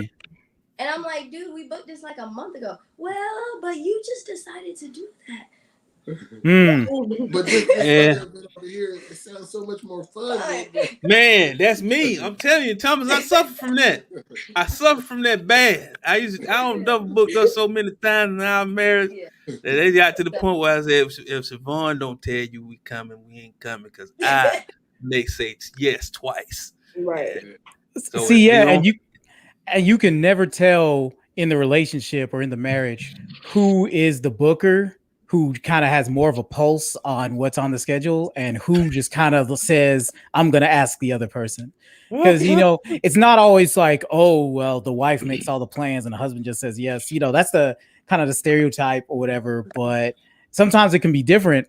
So I'll go to a couple and I arrange it with the husband, and one husband might be like, all right, I'm putting it in the calendar. Sure. And it's going to happen. But sometimes it'll just be like, they'll just be like, oh yeah, it'd be like Darius. Oh yeah, yeah. You know what I mean? And then I don't bother to tell Siobhan, or I don't bother to tell my wife to tell Siobhan, because you know how that can go. Yeah. And then then he comes up to it. It's like, oh, yeah, I wasn't really free. I have been getting better though. You know what I'm saying? Okay, as soon as somebody send me something, I'll be like, Siobhan, this is going on. She was like, all right, we ain't got nothing to do on that day. Put it on the calendar. And I get up, I get my little pen, and I walk over to the calendar, hang on the wall, like, boop, boop. That's why we got time. We have Time Tree. Time Tree, it's an app. It's a miracle worker. So it's like a combined calendar.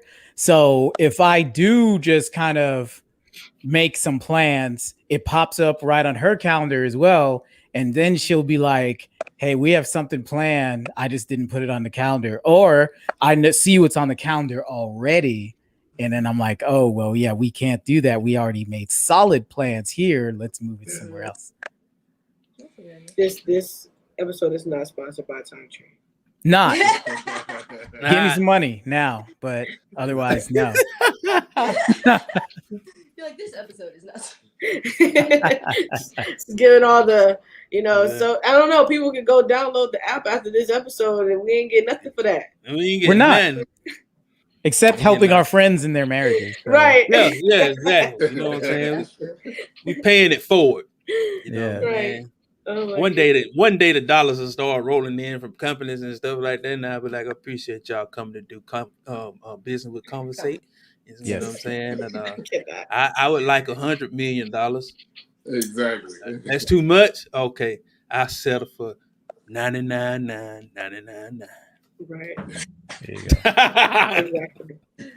But I wanted to revisit what you guys were saying earlier, and I think someone said it in the comments earlier too. I think it was Jasmine, about the importance of making sure that you're taking care of yourselves and not allowing your kids to rule you, if you will. I've been watching like that episode of that series called Black Love on Hulu. I think it's on the OWN network too. But there was a couple that was actually talking about that same concept in regards to making sure that at the core that their relationship is intact.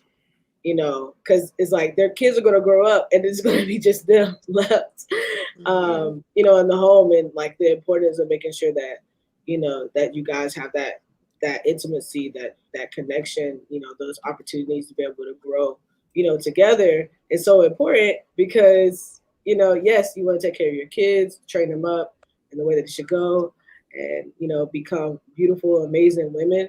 But they're gonna become beautiful, amazing women outside of your home, and it's only gonna be you two. So that kind of leads into my question of, so what do you guys do to be intentional about making sure that you make time for yourselves, and not that balance, taking care of yourself and take care of the kids. So I can start. We what? So we pray every morning, like on as soon as I drop off the girls to daycare. So we pray together every morning for probably about 5 or 10 minutes together. And then we also try to have like 1 or 2 times during the week after the girls go to bed, just to like watch TV, just to like check in with each other. And then we try to plan a trip like kids free at least once a year. So we just recently took one for Thomas's birthday last month. So we at least try. We would love to do more, but like that's our goal, is to at least have a trip like with just us, with no kids. Yeah, definitely. And then like we were very heavy and more regimented about it, before the pandemic happened. But like we were very intentional about once a month, like getting like somebody that we know and trusted to watch the girls for either a day or a couple of days, just so we could have like date days or like date weekends or opportunities where we could just be Adrienne and Thomas and not Izzy and just parents. Yeah. Because it's like after you have kids, it's like you lose your identity. It's like you no longer are looked at as the individual that you are. You're more looked at as these beautiful kids' parents. Yeah. Right. And then we also do separate self-care days, like every other month, where we do like one day where one of us will stay with the kids the whole day, and then the other one just gets a day off and does whatever they want to do. So we've started to bring that back as things kind of reopen more, and then we're going to start doing more over night weekends too. Would you say it was a challenge, like over the pandemic, like when you guys? It was. Yeah. It is. Just because of so one of our daughters has moderate asthma, and so like she's had hospital stays. She's like always at a doctor's visit, and so like for us, that is just something very real. And we've lost 2, like Thomas lost his grandfather, and we lost a distant cousin to COVID too. So COVID is very real in our house. And so to protect her, because we've had to do hospital stay years ago, like we just have specific guidelines, and so we're now starting to get out to see more people and things like that and feeling more safe with it. But there are still some boundaries that we have with both sides of our families, especially around her and COVID too as well. So yeah, and I mean definitely like when we were in the heat and the height of the pandemic, it was a big struggle for us because prior to that, we had built such a big routine of trying to make sure that we got that time with each other to be able to spend time with just her, just me and Adrienne, and without the girls. So it's like to be, I guess, forced into a situation where we can't leave. Like, and then Yeah. definitely me, like, working from home. Yeah. And, you know, at one point in time when Adrienne was pregnant, it's like I was working from home, and then I had everybody in the entire house home with me, Yeah. managing It was home bad. and work at the same time. Yeah. And I mean, for those that know our girls, Oh, well, Izzy is wild. knew Izzy, like she is very energetic, and like now JoJo is a mirror image of her. So it's like to have two energetic little people running around the house, vying for attention, like wanting, like just bouncing off the walls. It's like it was a struggle for us. So as a way to kind of bridge the gap, just to make sure that we both were good for each other, since we knew we weren't going to be able to get out and have, you know, that freedom that we wanted with being able to have somebody watch the girls. It's like we were, like my therapist had mentioned, you know, like from time to time you're just gonna have to be okay with an appetizer. So for us, the appetizer was, you know, doing like a mini staycation, like giving each other an opportunity to have a mini staycation, like at a hotel room for a night, or to pretty much have like the majority of the day away, just to kind of breathe and decompress from everything that's been going on, just so that, you know, when we come back the next day, we're able to, you know, get back in the fight, and, you know, not just have just the stresses and the pressure and the weight of life just bearing down on us so much. Yeah. I mean, so what has been your advice to maybe your friends who probably might be stuck in parent mode 100% of the time, and, you know, just kind of getting them into what you guys have, like, because sometimes that could be a hard transition. You know, some people, like, you know, those are my kids, right? I live for my kids. My life is my kids. But what is your advice to kind of bridge into maybe what you guys have? Like, our kids are gonna go away one day. And we're gonna be with each other. Like, I guess we look at it differently, because like they are our kids. We love our kids 100%, but me and Thomas are more important than our kids. Like, I love my girls. Like, I'm so thankful for them making me a mom, but like my marriage is more important than my kids. And if you're just like roommates and you don't like, and your kids are more important, then like that's kind of a problem. And you should definitely like seek advice, seek counsel, and figure out ways to incorporate different things where you're doing just simple intentional time with each other each week.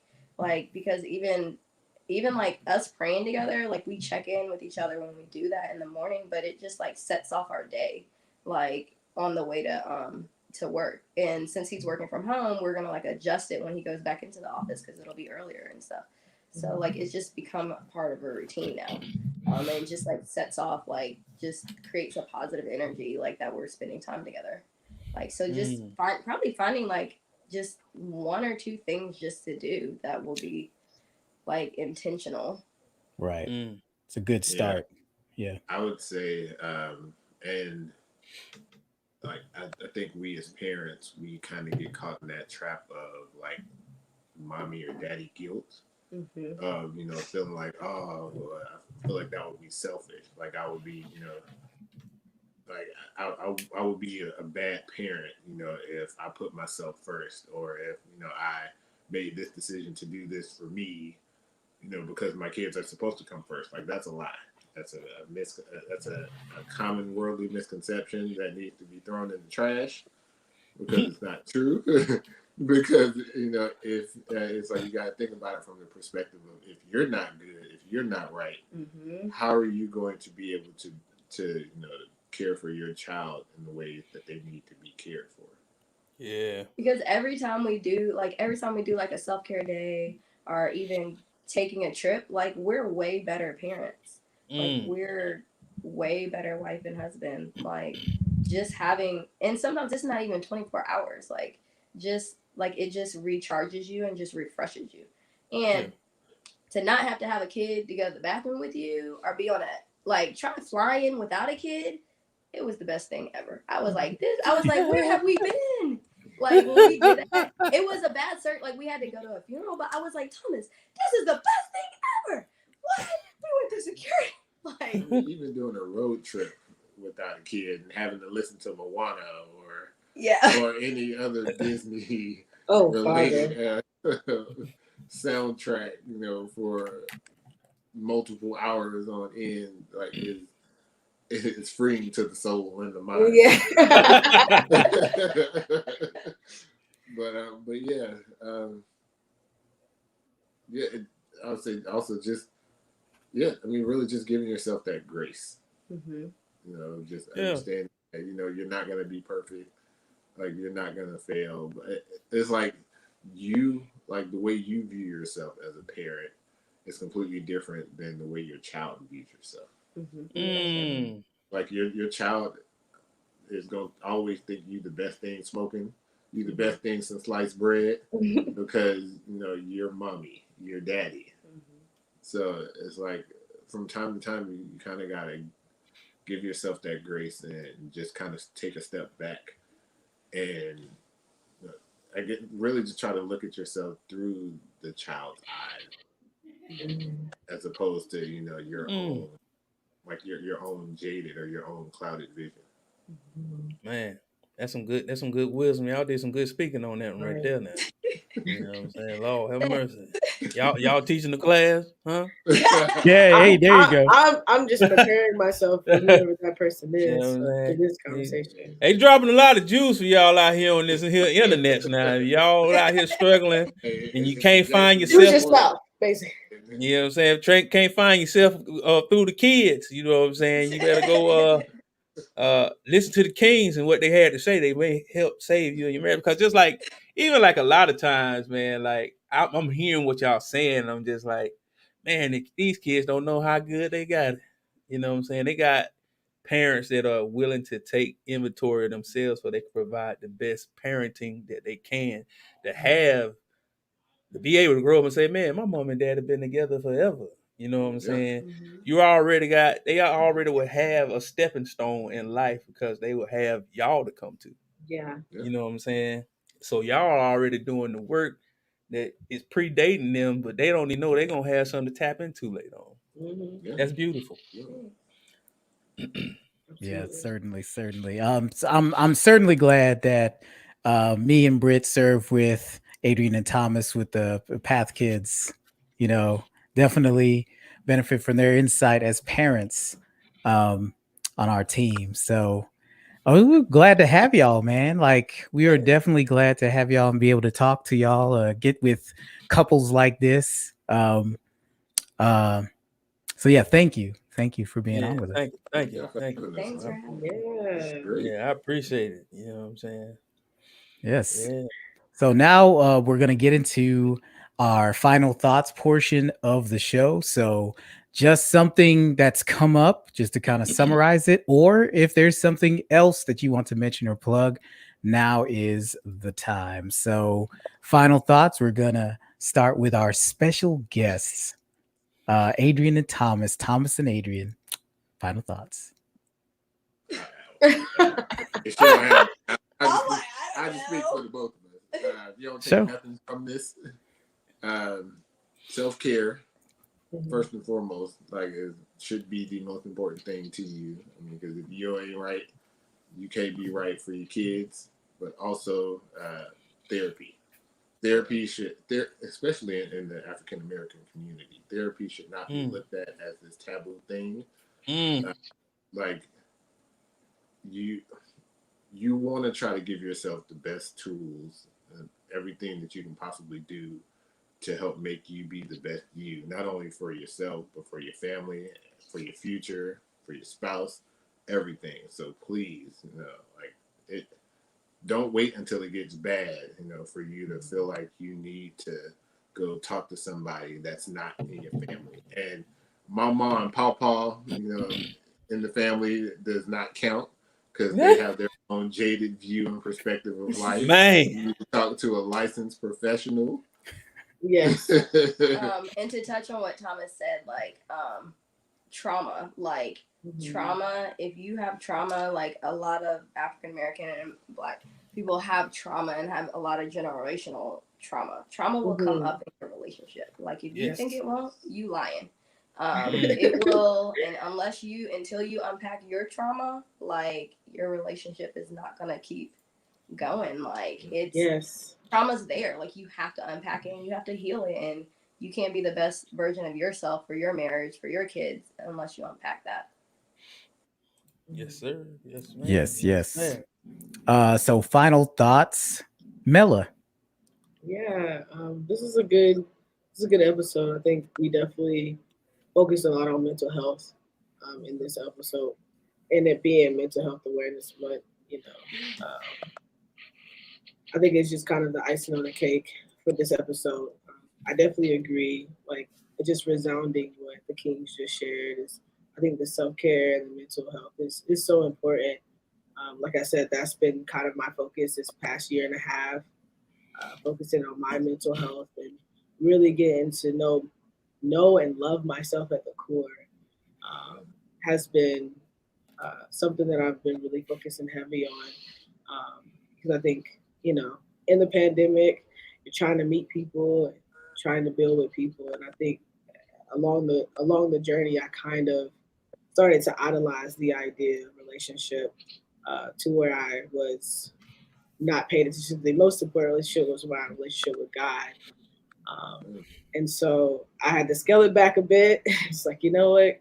I need to really kind of go deeper in my relationship with God because He's the one that knows me best, right? And I think I was just I desired to be with someone else so much to the point that I just like, started to kind of put it above everything else in my life. It was very evident. So I definitely feel like kind of really understanding yourself a little bit better and learning yourself and loving yourself is so important for anything, not just for a relationship. I think, like the trauma is definitely real and it's not going to go completely away. But I know that when you do go to therapy, they give you the tools, just like with being a disciple. Like when you become a disciple of Christ, it's not gonna get easy. If anything, the fire is gonna get turned up. But becoming a disciple of Christ, you're learning the tools of how to fight life differently than you once did before knowing Him. So I kind of see therapy as the same way. It's just like you just learn the tools to be a better person, to learn how to handle situations differently. Taking the time to read, think it through, process before you respond. Um, so it's not like you're going to be cured and you're going to become this perfect person. You're just going to be able to get the tools to kind of help you, navigate situations a little bit better. So, yeah, I'm an advocate for mental health. So I don't think it's a scary thing. And I know it's a taboo topic amongst the African American community too. But I'm grateful that we're making strides and talking more about it. So I'm hoping that more and more people are actually, taking that step to make sure that they're taking care of their mental health. Yes. Mm-hmm. Final thoughts, Stephen Neal. Well, I don't know how I follow all that depth and richness, but so I'll just plug myself. I just do that. I have a little business. I kind of operate. It ain't no little business. Come on, man. Operate out of this studio. I'm inspired by so many people like Mela. That was a T-shirt from her Black Educated Dreammaker campaign a couple of years ago. So I wanted to let her know I did not forget that. So that's up in my voice studio right now. Honored. What? So so yeah, man. I have a creative company. Alex, yep, there you go. LXG Creative Company. One day I'm gonna remember to put the actual graphic on the package here, but till then I have these cards. I got plenty of them. I do logos, flyers, illustrations, voiceover, as you guys got a piece of in the episode, and more. So just hit me up on my Instagram. It's right here. Well, that's my name, and Stevie is LXG. Is that's what that says. Again, I'm gonna put the actual graphic on. I promise. But, um, but yeah, and also we're developing an EV related podcast. I drive an electric car. I have for a couple years now. We just experienced a gas shortage.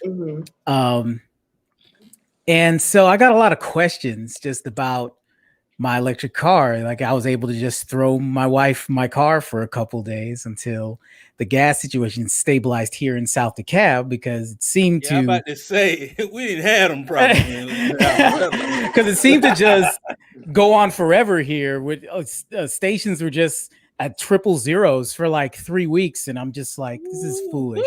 But anyway,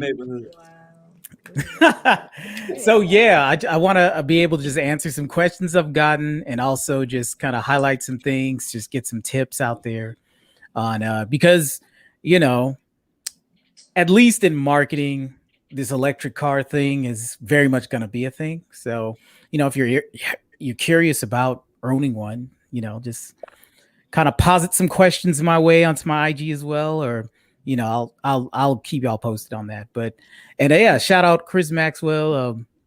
Yes, I've been kind of working with him as well. So Let's and it's been fun. So yeah, so that's my final thought. I didn't have anything to add to that rich conversation. So Hey man, it is what it is. You added what you add value to the people. So that's enough. You know what I'm saying? so what's your final thoughts, Darius J? I guess I'm gonna go ahead and ring the resounding gong that has been mental health, but just to give a little bit, more to it. Um, yes, mental health is scary, especially when you come from a group of individuals that have not been taught to um, open up, find out what those nagging inner pangs are when it comes to life and why you react and act out to certain things that may come up in your life. You know what I'm saying? Like I tell people, it's another thing to know God, but it's an even better way to know God when you know yourself. You know what I'm saying? And when you figure out who you are, you can understand what God has blessed you with, even through some bad circumstances, some things that may happen to you that never did not impact you positively, but it allows you a way to grow and go through that and become better. You know what I'm saying? When you talk to somebody, when you go to counseling, you find out those things that you were weak at, but you got strong at. You can get strong at. You know what I'm saying? People can give you new tools to use in this life in order to be a more productive man or woman, husband or wife, brother, sister, mother, father, and everything in between. Um, you should, you know what I'm saying? Because like I tell people, I'm nervous about going to any doctor, anything, and just I used to get almost sick going to the counselor. You know what I'm saying? I used to be like, yo, I feel like I'm about to die. You know what I'm saying? But once I get in there, I get comfortable. You know what I'm saying? And I start to hear myself and hear them talk and open up the chasms of my soul. Things got better. Not only within me, but the things outside of me. People don't understand the thing in your mind affects everything in your reality. That's why they say control your mind and your thoughts. You know what I'm saying? Because if you don't, they'll manifest themselves as monsters and trials and tribulations that you cannot seem to handle in your reality. So get a handle on that. You know what I'm saying? Understand those things. Push past what you think you don't supposed to do or what you may feel is crazy. And then because a lot of times we have been told that you don't need to go talk to no shrink. You know what I'm saying? Or anything like that. That mean you crazy. Bro, we crazy. Everybody crazy. I grew up around crazy folk. Folk that think they sane. And I'm just like, you react to things crazy. You know what I'm saying? But that's because we all we can all come out the same mess, and we just keep rotating generational curses over and over and over again. You have to take some kind of stand and say, I'll be the one to defeat that. This stops with me. I will not pass these things down to my kids. I will not keep this in the lineage of my name, my family. You know what I'm saying? I want things to become better. Take that charge. Be the one to stop all those things. Man, woman, be the one. Don't pass it on to somebody else. Take that change. And you ain't got to start from scratch. You can start right now. You ain't got to be like, man, it's too late for me. It ain't never too late to get better. Just say you will. Get out there and do it. That's all I got. Final thought. Me. Well, that's the end of the show, guys. All right. Why gotta be so loud? You just had to break the silence. Yeah, I did. That's why I did it like that. Mellow. You know what I'm saying? As soon as I see you, I'm chopping you in the neck. As soon as I see you, I'm gonna take 2 of your tires off your car. Wow. Where are you gonna put them? I don't know. Might roll them down the street. Okay.